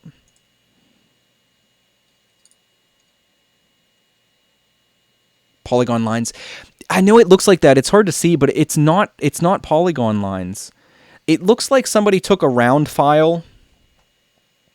Like, 'cause I know what you guys mean. It almost looks like it's voxelized or something, but it's not quite that. It looks like somebody took a round file and just like went up across it like that. They're like round grooves that go the whole way over the surface. It's a really odd thing because you can see on the inside of the ring a little bit that they're only one dimensional. It's I don't know, they're weird. I've never seen another print like this. I haven't sliced anything else in that slicer, so maybe an uneven extruder gear. Yeah, I agree, Jai, but it's consistent in all axes. It's too consistent, and they line up when each layer, like those lines line up. So if it was the extruder, it wouldn't seem like that would be the case. It would seem like from layer to layer they would be different, but that's why I'm pretty sure it's in the slicer. And I don't know, maybe this was too high of a polygon count. I don't know, and it just like handled it strangely. I have seen other slicers. I've seen even Slicer do that with really high polygon shapes. It'll sometimes do some weird things and handle them weird.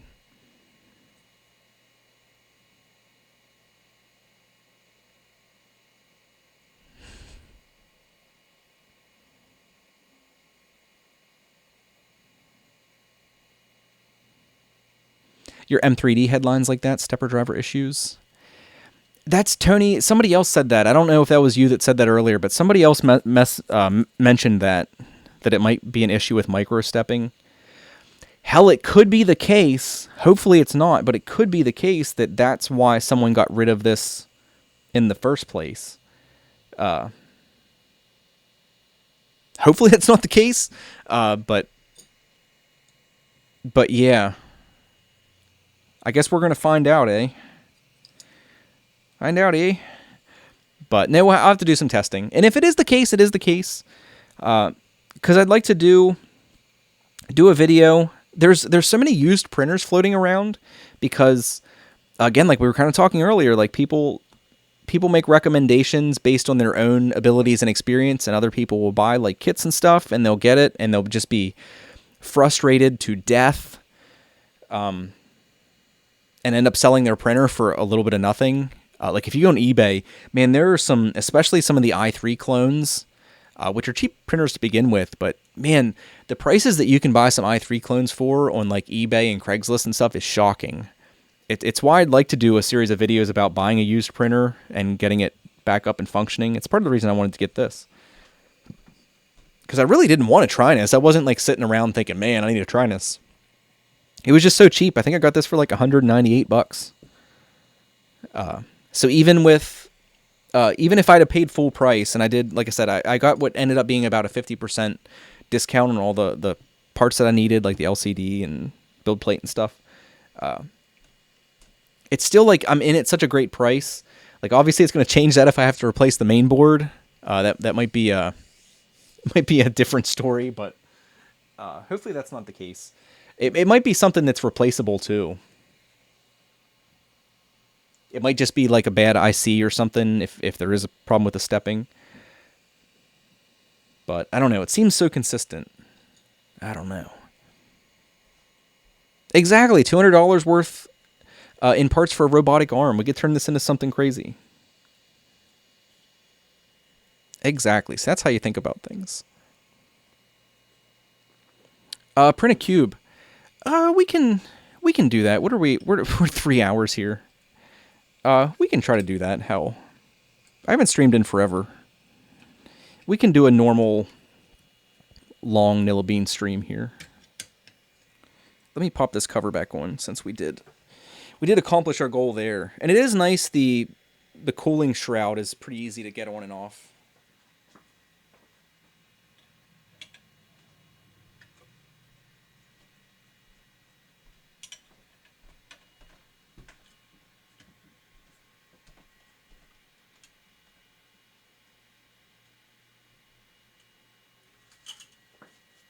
I don't know what the company actually recommends, because really after putting a sock one like that, we should really do a PID tuning, but I don't know if they actually recommend people do that.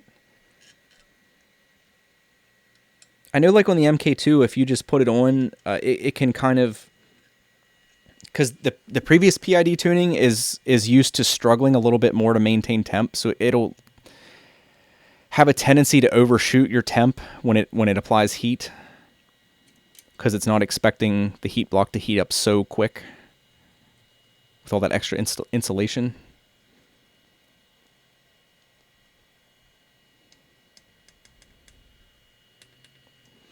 He did a coupon. That's fine. That's fine, man.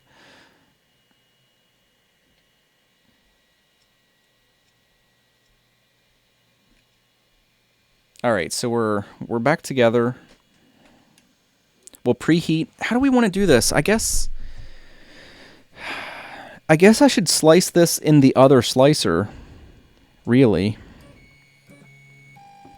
And I still need to get the rest of the crap off of this build plate. It's still got part of that raft. But I will do that. I'll go ahead, and again, I can't screen share this, but I'll get a 20 mil calibration cube. I'll just go ahead and make one in Tinkercad. Pretty straightforward.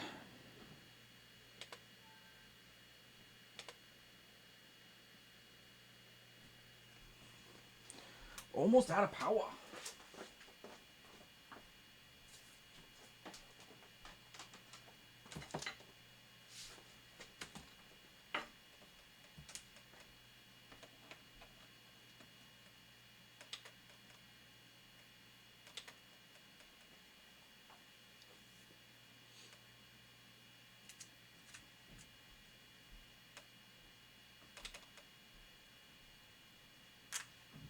And we'll go ahead and slice this in their slicer.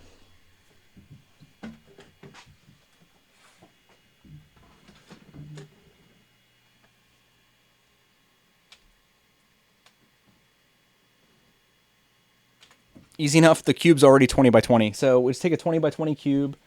We'll export the STL.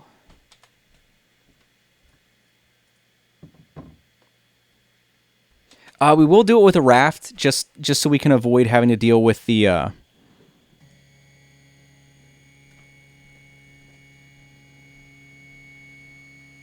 looks like it only lets you move one axis at a time.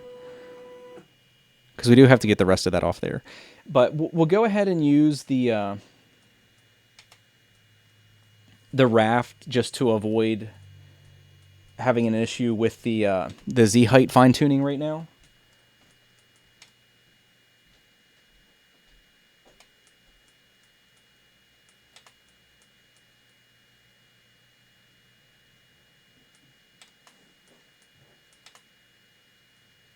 So I know you guys can't see this, but I've got a 20 mil cube pulled in here. Ooh.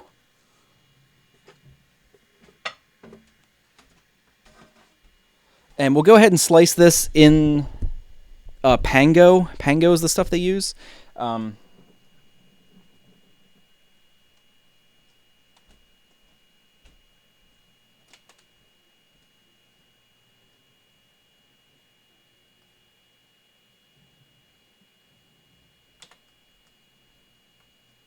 And it makes P-code files, which is kind of weird.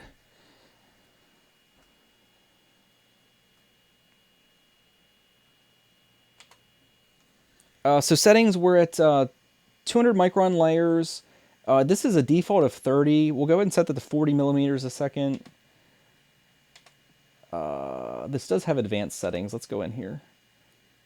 We're going to use a raft. Filament settings are pretty standard. It's going to do 2 perimeters, 25% infill, and 6 top and bottom layers. That's a little bit much. We'll go to 4 top and bottoms. Speed.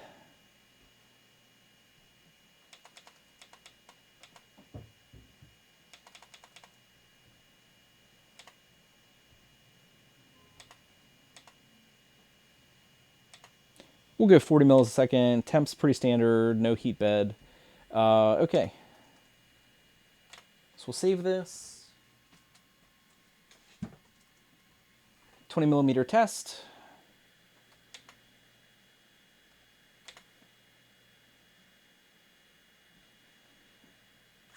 And we'll pop it on the SD, and we should be able to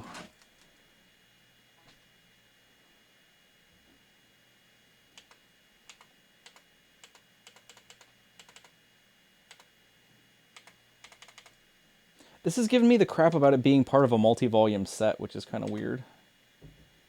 It did that before, I don't know why.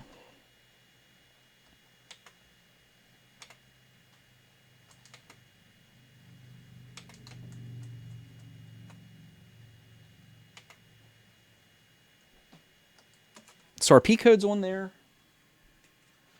So we just need to take the rest of the crap off of here.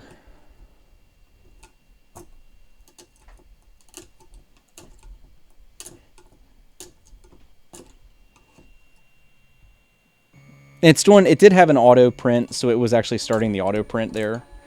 Stop it!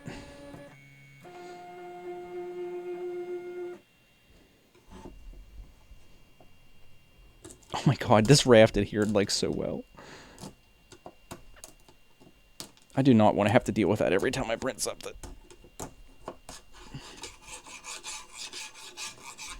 Alright, we're good to go. Wipe this off with some alcohol. And we'll knock a 20 mil test cube out here. Why are we not printing a urinal for the P code? I hope that's right. I think it will use G code, but I think it uses that weird P code for, it's the Pango code. So we'll go in here, file.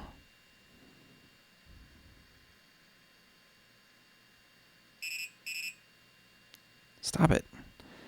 This is a weird menu.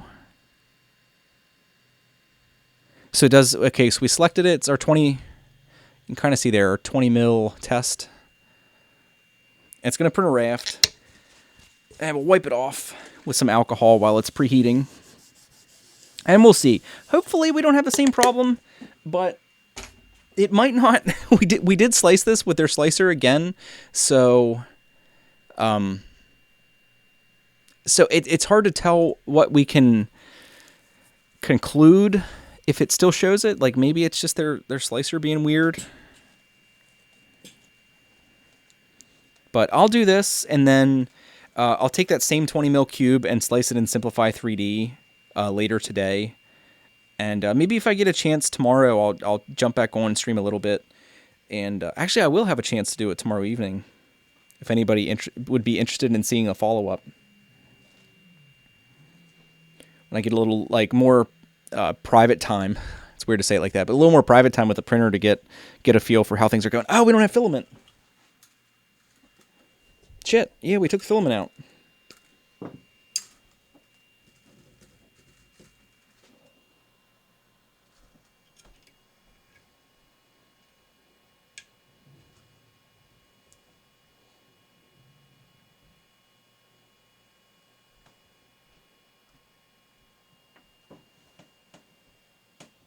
I think luckily we got it in there. It was preheated enough to load the filament, but not quite hot enough to start the print yet. Woo! Can you call me Heartbreaker? Yeah, I'll call you later today, man. Would that be all right?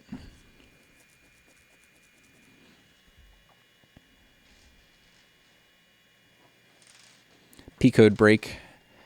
How does the size of the grooves compare to the thread of the rods?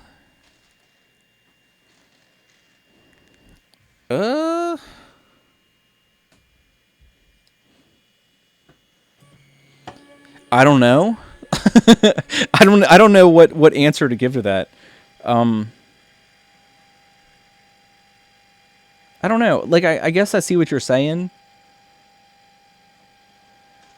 But I don't know. Like I don't know. I don't know if that would be it. Like I said, I don't know what we're going to know after printing this cube, but we're going to know something. I definitely need some build tag or something. I agree. I totally agree.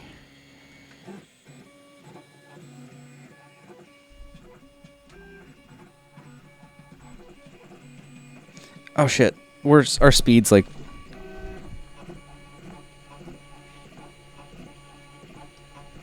Our speed's like really high for some reason. I could hear the extruder motor skipping steps on the raft. I think it was trying to print like way too fast.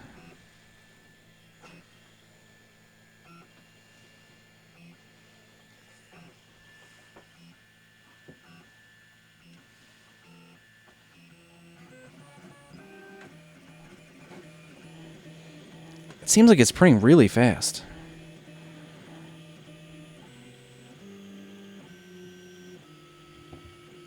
It does weird. It is weird how the firmware handles these speed changes, because like there I bumped it down from 100 to 50, and you could hear on subsequent lines it reduced the speed. It went beep beep beep beep.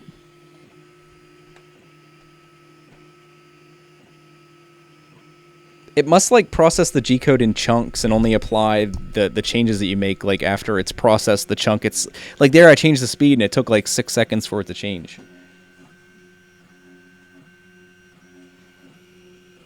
There, that's like a more normal speed.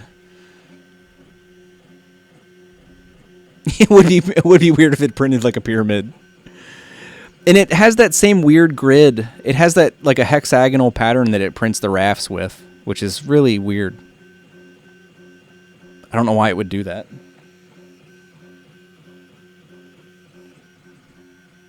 And you also, like, another thing I don't like is that you have no control over the raft settings at all.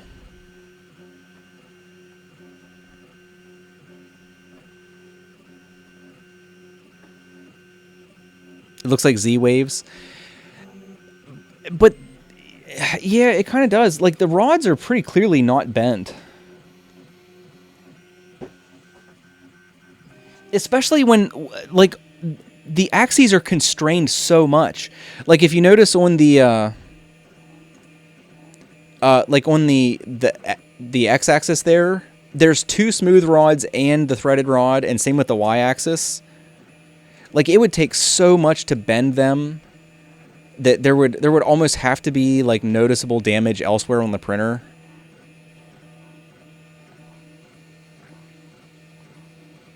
And then like the thing that makes me think it's something like in the file or something is that it's consistent from all directions on all axes.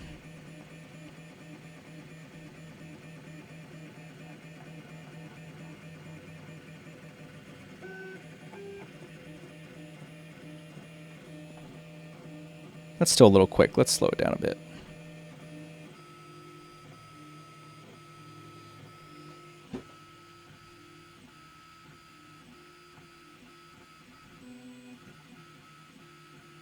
But it's like looking at this, again, I apologize, you guys can't see, especially with this big assembly that the extruder's in, it's even harder to see. The layers that it's putting down for this raft are really nice. They're really consistent. Which makes it weird that it's doing things like that. Because on those angled lines, like surely if it was going in whole steps, right? Like it's putting lines at a 45-degree angle to the x-axis. Surely if it was stepping weird, those lines would be kind of jagged, right? Because it's moving a little bit in both axes to make that 45.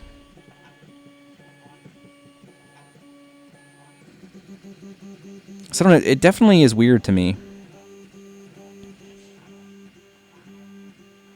And it has started printing the cube, but we can't really see anything yet. We'll have to wait a couple layers.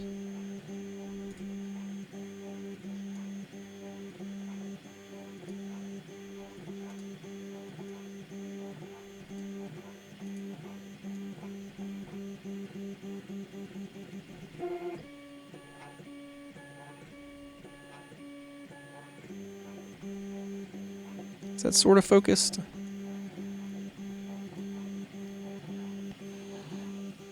But I'm kind of, and I know my expectations mean nothing, but I'm kind of expecting that this is going to be absolutely fine.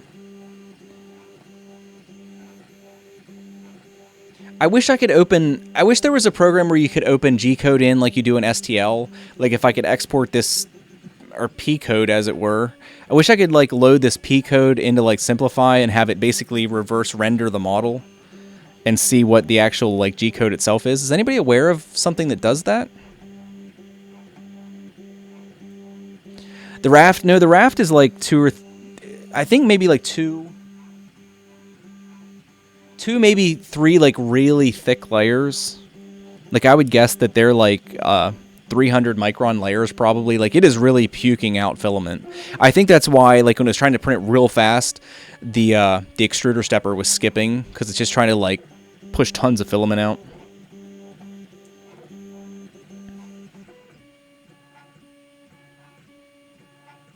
But I mean, so far this cube looks like absolutely normal.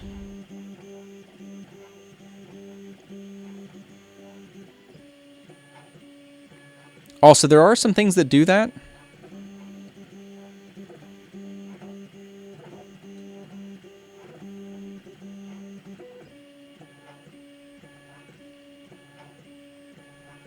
Yeah, I'll have to do that because I do have this G code, so we'll have to.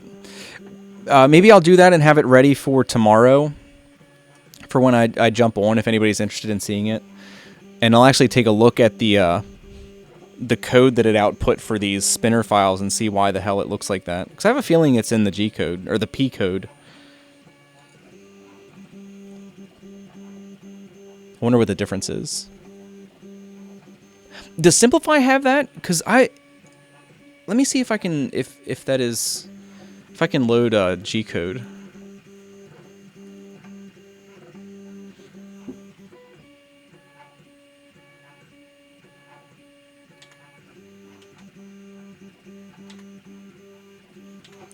Because I would like to do that. That would be kind of insightful.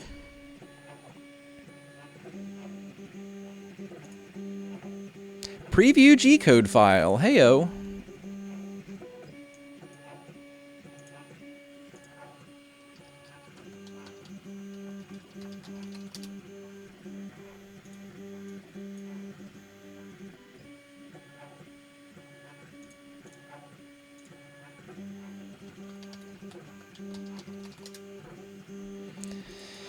Let me see if this is shared. Okay, desktop. Oh, I probably can't import a P-code file.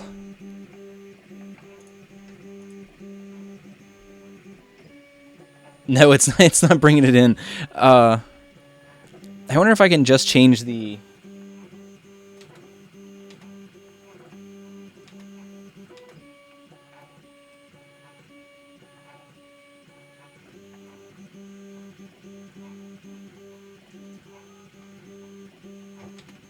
Let me see how it handles it if I just change the P code to a G code.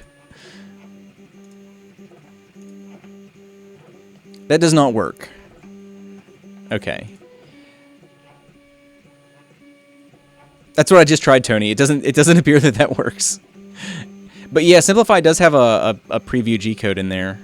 I wonder if I can... There must be some actual difference between P and G code. There is a difference between the P and the G.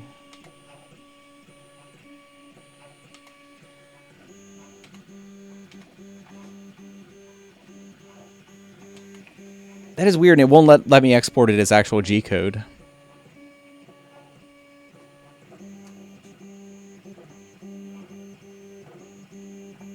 But no, our cube actually looks fine here so far.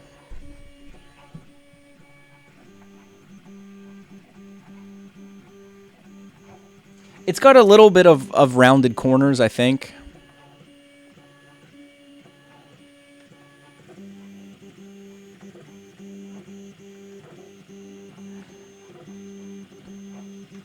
Let's put this back. I'm going to put this back to 100% speed and see what it does.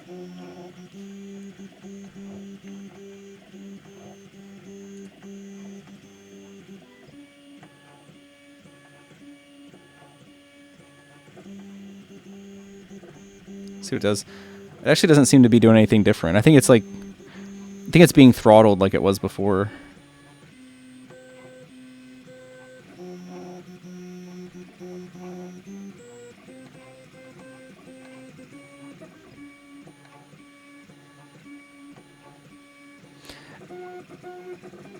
There's 200% speed, which would be about 80 millimeters a second.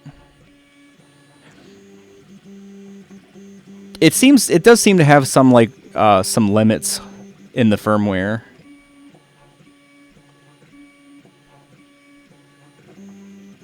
Which is weird. It's like it'll temporarily exceed them, but then it like self-corrects. Because like if we keep changing the speed, it'll temporarily go super fast. And then it'll switch to like a perimeter or something and slow down again. And then even on the infill again, it's like slow. Because like there's from 150 to 200. It goes super fast for like a second. That's weird. Anyway, I think we can stop this. I'll go ahead and stop that print. I think we get the idea that it doesn't seem to be a problem.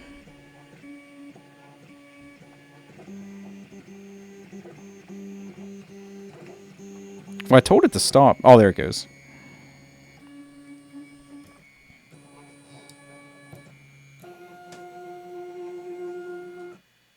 But no, the cube actually looks decent. It's a nice, consistent looking cube. The raft didn't have as good of adhesion there for whatever reason, but the cube itself, again, the raft settings, I really wish you had some control over that, because the raft is so dense on the top that it really, really bonds to the part like more than you'd like it to.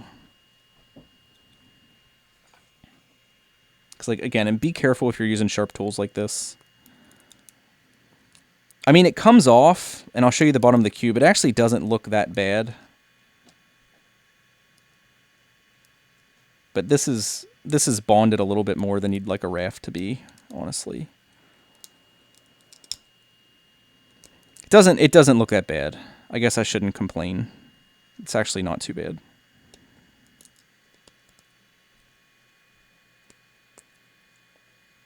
But it's like this, a raft. It will continually put yourself in a situation like this. Like there, I did just stab myself a little tiny bit. But like removing something like this, I really don't know what your alternatives are. This is just... a really tightly bonded flat surface with another tightly bonded flat surface. Just seems like a recipe for pain. But that's actually not too bad underneath. It came out okay. I can adjust the gain here so you can see. But that's actually not too bad all said and done. There's only like minor artifacts due to the raft and stuff. But the cube itself, you can see, has nice smooth sides. There's that little bit, like I said, there's some actually pretty extreme rounding of the corners. That's actually pretty extreme, honestly. It's almost got like we had put like a round cylinder on the corner.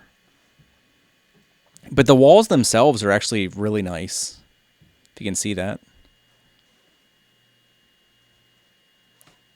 Pretty consistent. There's some of that. There is some of that very subtle like waving. But just on the one side apparently. Like that one's perfectly smooth. That one's perfectly smooth. And this one's opposite of the other one, so it's weird that it did that. And that one's perfectly smooth. But on the fourth face, you have that weird kind of waviness. So I feel like we know more, but not really. Interesting. And the infill looks nice and clean. I know that usually doesn't matter for anything, but the infill is nice and clean. It's very consistent on the inside.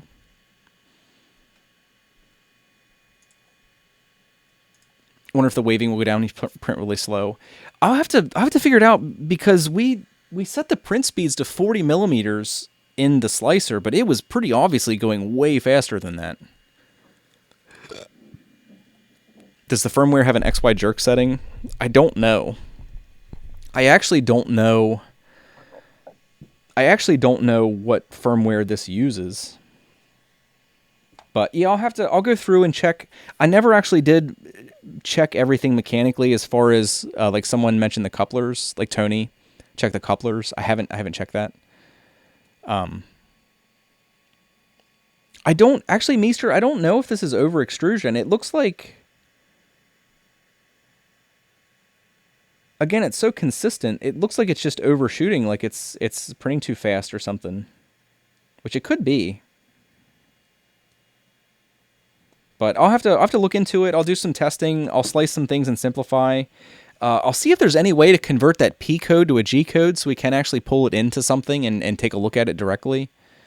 But no, like I said, it's interesting. I feel like I know more and less after printing that. It's nice to know, like, why would one of those faces be kind of wavy? I don't understand that. That's weird. You'd think if one face was wavy, that surely the one opposite of it would be the same because it's whatever artifacts are in that like axis that's causing that would be in the one, opposite of it as well. But the other side is like perfectly smooth. And then that one's got weird waves in it. So, no, we definitely made progress. It's like I could easily and reliably print things now. It's going to be with a raft for the time being, but that is something as opposed to nothing. It accelerates the other way on the other side. That is true. Because on this side it's going to be going one way, and on the opposite side it's going to be going the other way. So yeah, I'll go through it here today when I get a chance, and check all the couplers. I'll make sure all the threaded rods are seated nice. I don't really think there's a way to, like, I don't know how this handles, like, with the MK2, we take the x-axis up, bottom the steppers out, and that's how it kind of levels the x-axis. I don't know how it does that. I don't think there's any issues with the axis being out of level, but I'll try to check everything I can and sort of get to the bottom of it. But you'll bet that the wavy face is the one parallel with the x-axis. It could be. I just really don't think that they're bent.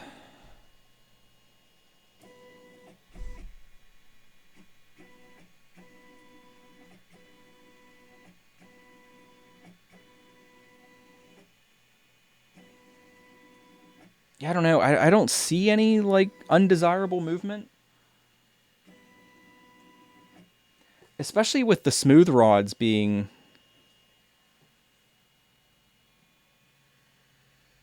that top smooth rod is a little bit loose. I think they have set screws that I can tighten. That top smooth rod's a little bit loose, but I can only rotate it a little bit. It's not actually moving up and down or anything.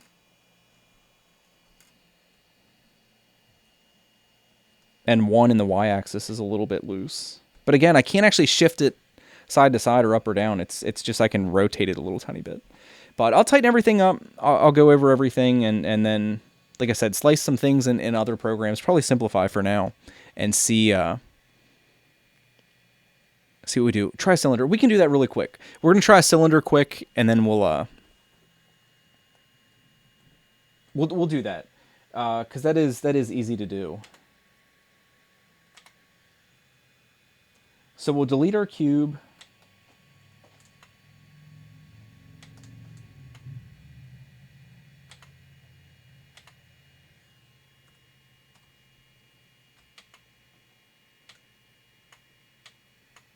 We'll make a 30 by 30. We'll make it a little bit bigger. 30 by 30 cylinder.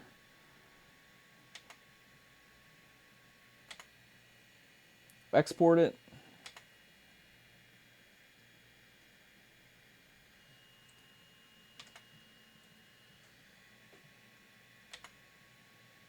Bring it into Pango.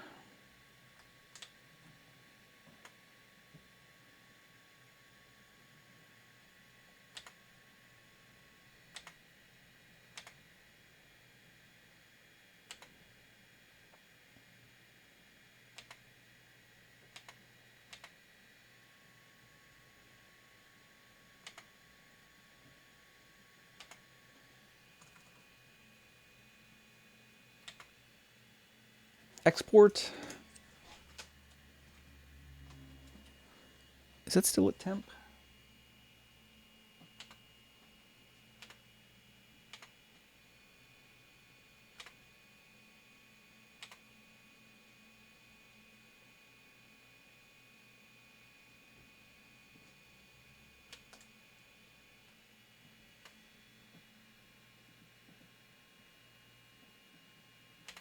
Where did it put our file?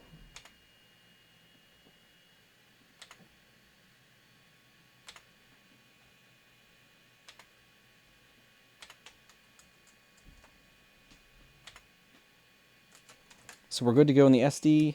And it's going to start the... We'll go ahead and stop that. And then come in here.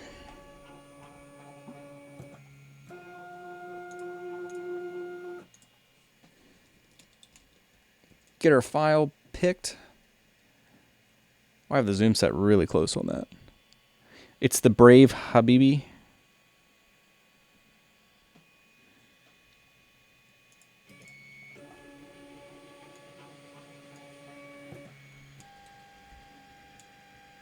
It should be good to go. Was that still a temp? Maybe it didn't cool down.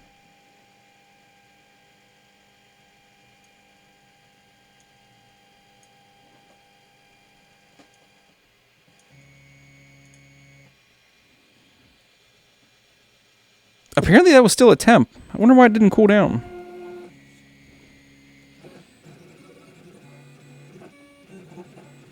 And I set that... I sliced this in the simple mode, and it's doing the same thing. I can hear the...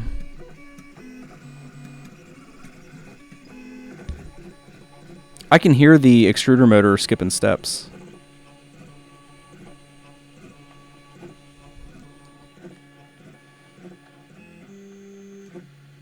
So we'll slow it down. I slowed it down to like 60. I don't know if you guys can see that.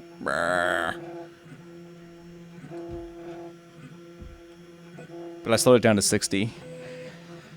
Because it was skipping steps trying to like lay that down. I guess it's just trying to push so much filament.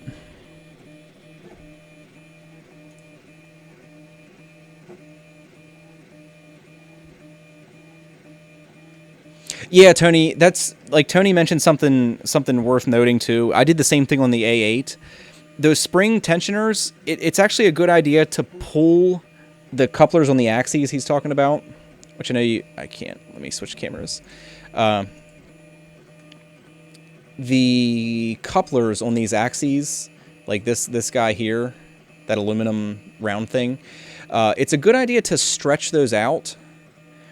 Like we're gonna do something. If this is the coupler and this is the rod, and we're like this, you want to stretch the coupler out and then tighten it. The same deal on the A8. It has those spiral cuts in that, and if you don't pre-tension it a little bit, it'll instead have a springy kind of action to it,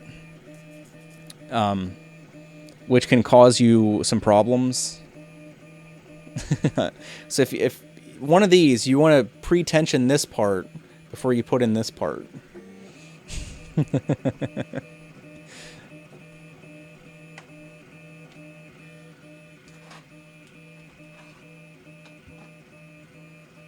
But now I'm kind of expecting that we are going to see that artifact on this one.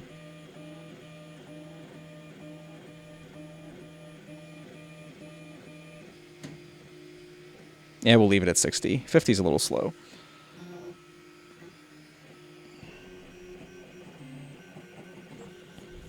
Hey, what's up, Energy Strike?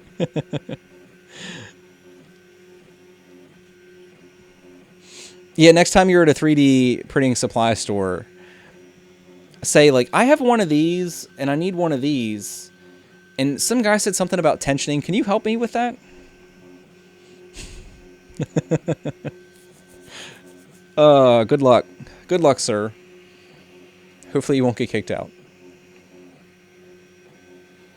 Yeah, I would not recommend it if you happen to walk in and a female employee walks up to you. I think if you do have any chance of getting away with that, you have more of a chance getting away with a male employee. Don't do that if a female employee walks up to help you. That's not a good look on anybody.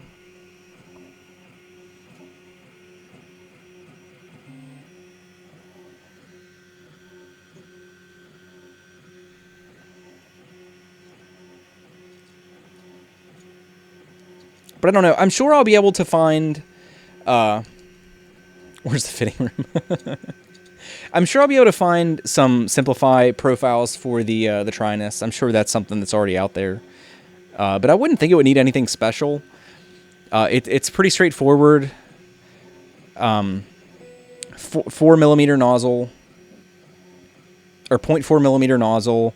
And everything else should be pretty standard. Speeds should be pretty standard. Extrusion rates should be pretty standard. Retraction settings should be pretty standard. So it shouldn't take too much to get a pretty functional Simplify 3D. I'll probably just use my MK2 profile to begin with. What layer height and nozzle size is this printer? It's at 200 micron layers right now with a 0.4mm nozzle.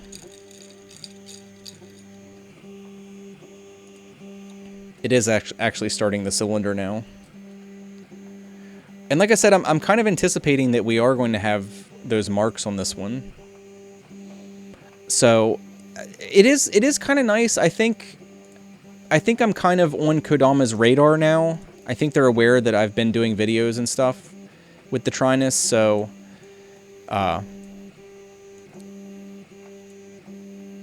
it'd be interesting if they end up seeing this video, or maybe I can like direct them to this video so they can see, more directly the problem we're having, or the problem I'm having, and see if they might have some input. But like I said, I know their customer support's a little backed up right now, so this might not be like an ideal time.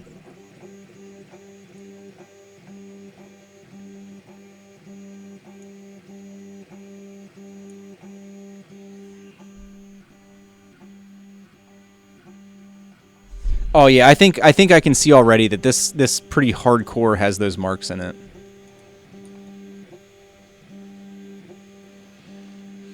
Any plans on updating any of your printers to a Bowden setup? Not really. I have zero experience with a Bowden setup, but I've always looked at it as like the inferior approach to extrusion. I know you have the advantage of not having the mass of an extruder on your extruder assembly there, which is quite a bit of the overall weight of that assembly.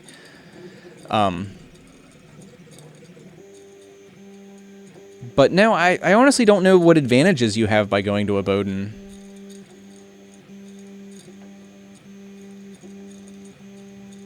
So Energy Strike, I don't know if that's true. Like I said, I know you gain... You offset all that mass, which can be a huge advantage because it's going to reduce like how much movement is translated to the frame and stuff, which can improve your print quality, I'd imagine. But I've always liked the idea of the direct drive because you can use essentially any filament. You can use all the flexibles and stuff, and a lot of those you just can't with a Bowden.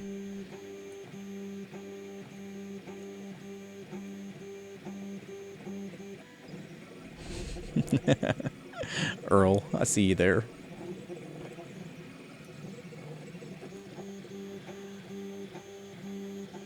Let me keep an eye on this if I see... Like, I'm going to see any of these micro movements that's causing the problems, but...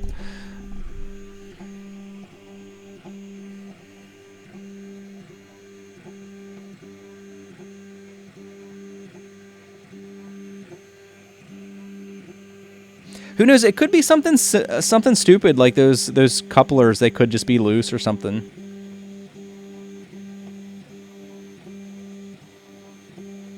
This did get shipped.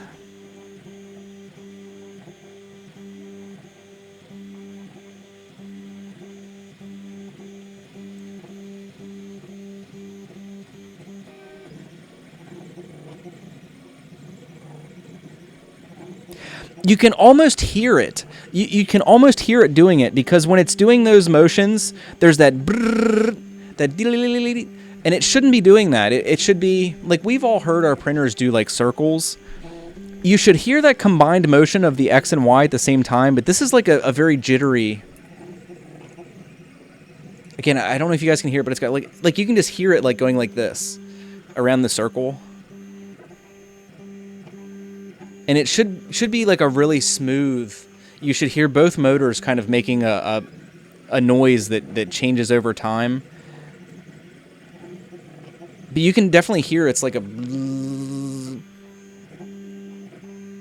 So I'll only let this do another layer or two. You can see I can see already that it seriously has these marks in it. So I think the next step will be to slice. I'll do this off stream, but is to slice this file in Simplify. Like there you guys can see it. I know it's a little out of focus, but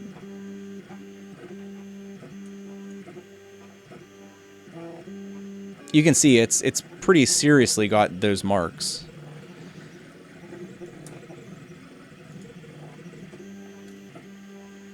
And that's why I still think it could be the machine.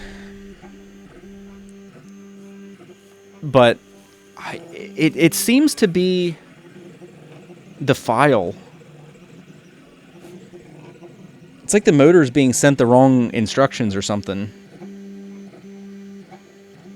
Because this isn't like the byproduct of the machine doing something. It seems to be like it's doing this with... I don't know how to say it right, but...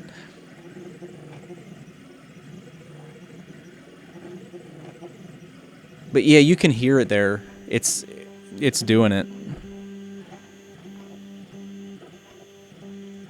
I'll let it do one more perimeter, and then we'll stop it and take a look at it. We really don't need to. I mean, I think you guys can already pretty clearly...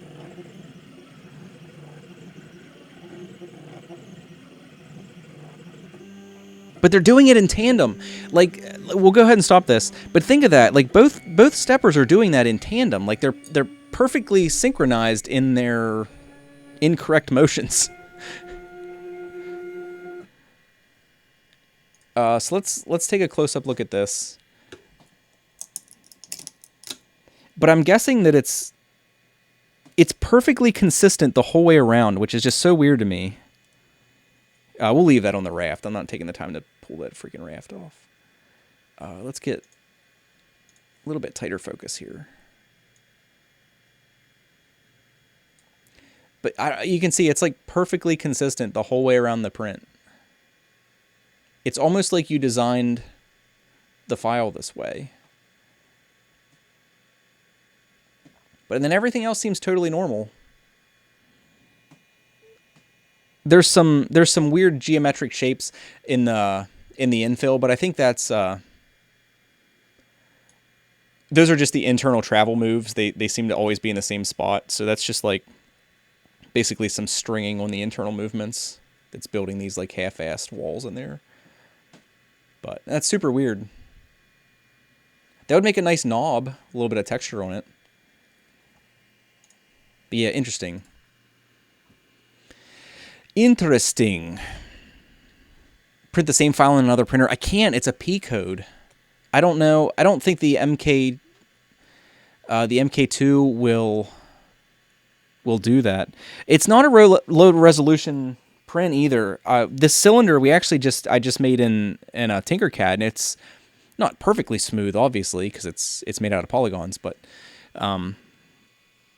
it's high enough resolution. Like I've printed cylinders on my MK2 that I've done there, and they're round. You know, there's no obvious kind of artifacts like that. But I don't know. I'm hoping it's the slicer. I'm hoping it's Pango. So I'll try. We're going to wrap it up here. We're at like 4 hours, but we'll wrap it up. I have a feeling it's the slicer. The sequence of events now will be, I'm going to use the bathroom. I'm going to eat some food. Spend some time with the wife and the baby. Then I'll take those same basic geometric shapes, get a rudimentary profile and simplify setup. Try doing that first. Try just reslicing them in Simplify. Print them out. If there's no difference, which I have a feeling there won't be any difference, the first step will be to update the firmware. After that, try that again. Try these files again. If there's still no difference, I'll also try updating Pango. There's probably a new version of that. I think this has been installed for like a month or so.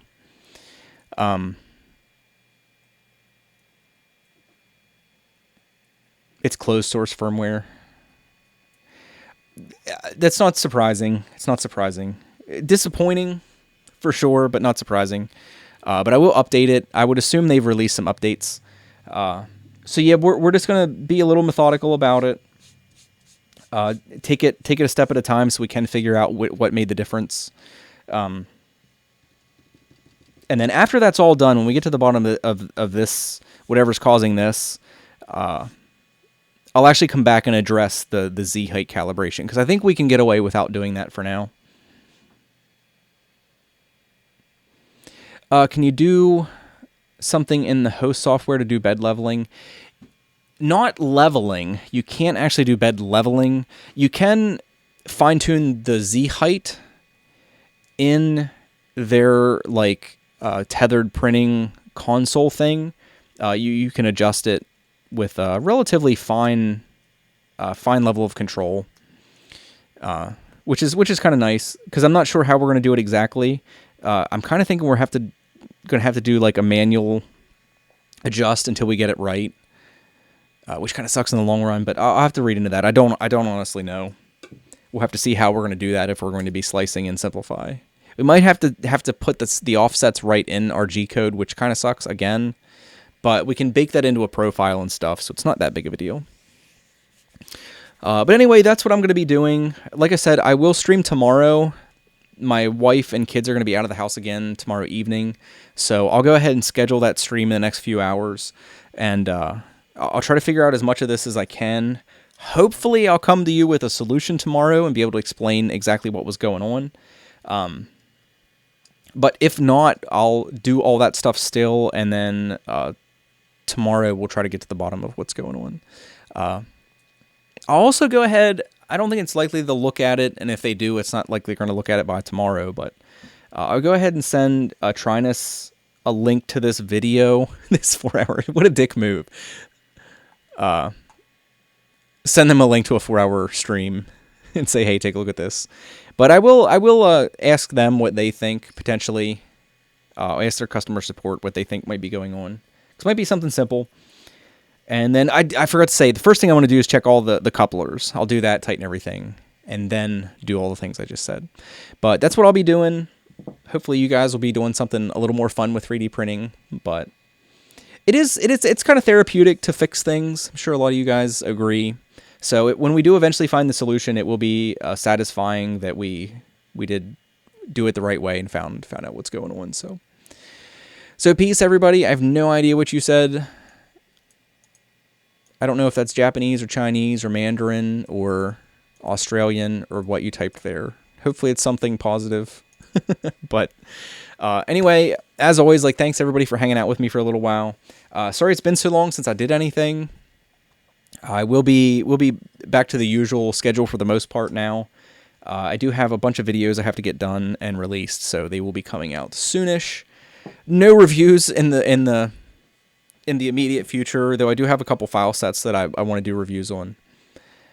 But copy paste. Oh God.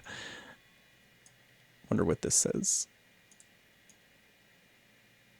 I'm curious. You've piqued my curiosity. Is this a car? I'm getting Nissans that come up.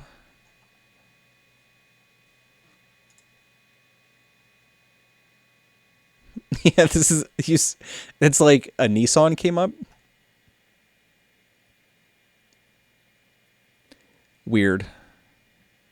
Weird. You people are weird. But anyway, that's it for today. Thanks for hanging out. See you tomorrow evening. It'll probably be about 4 o'clock in the afternoon Eastern Standard, so about 4 Eastern Standard. If anybody's interested in stopping by and see what ends up happening. So anybody that wants to stop by, I'll see you then. Anybody else? Hopefully I'll see you in like a normal stream. It'll be Tuesday and Thursday like it used to be. We'll get back into that rhythm, and hopefully that works out. So see everybody later. I gotta find my button. All right. Peace, everybody. Thanks.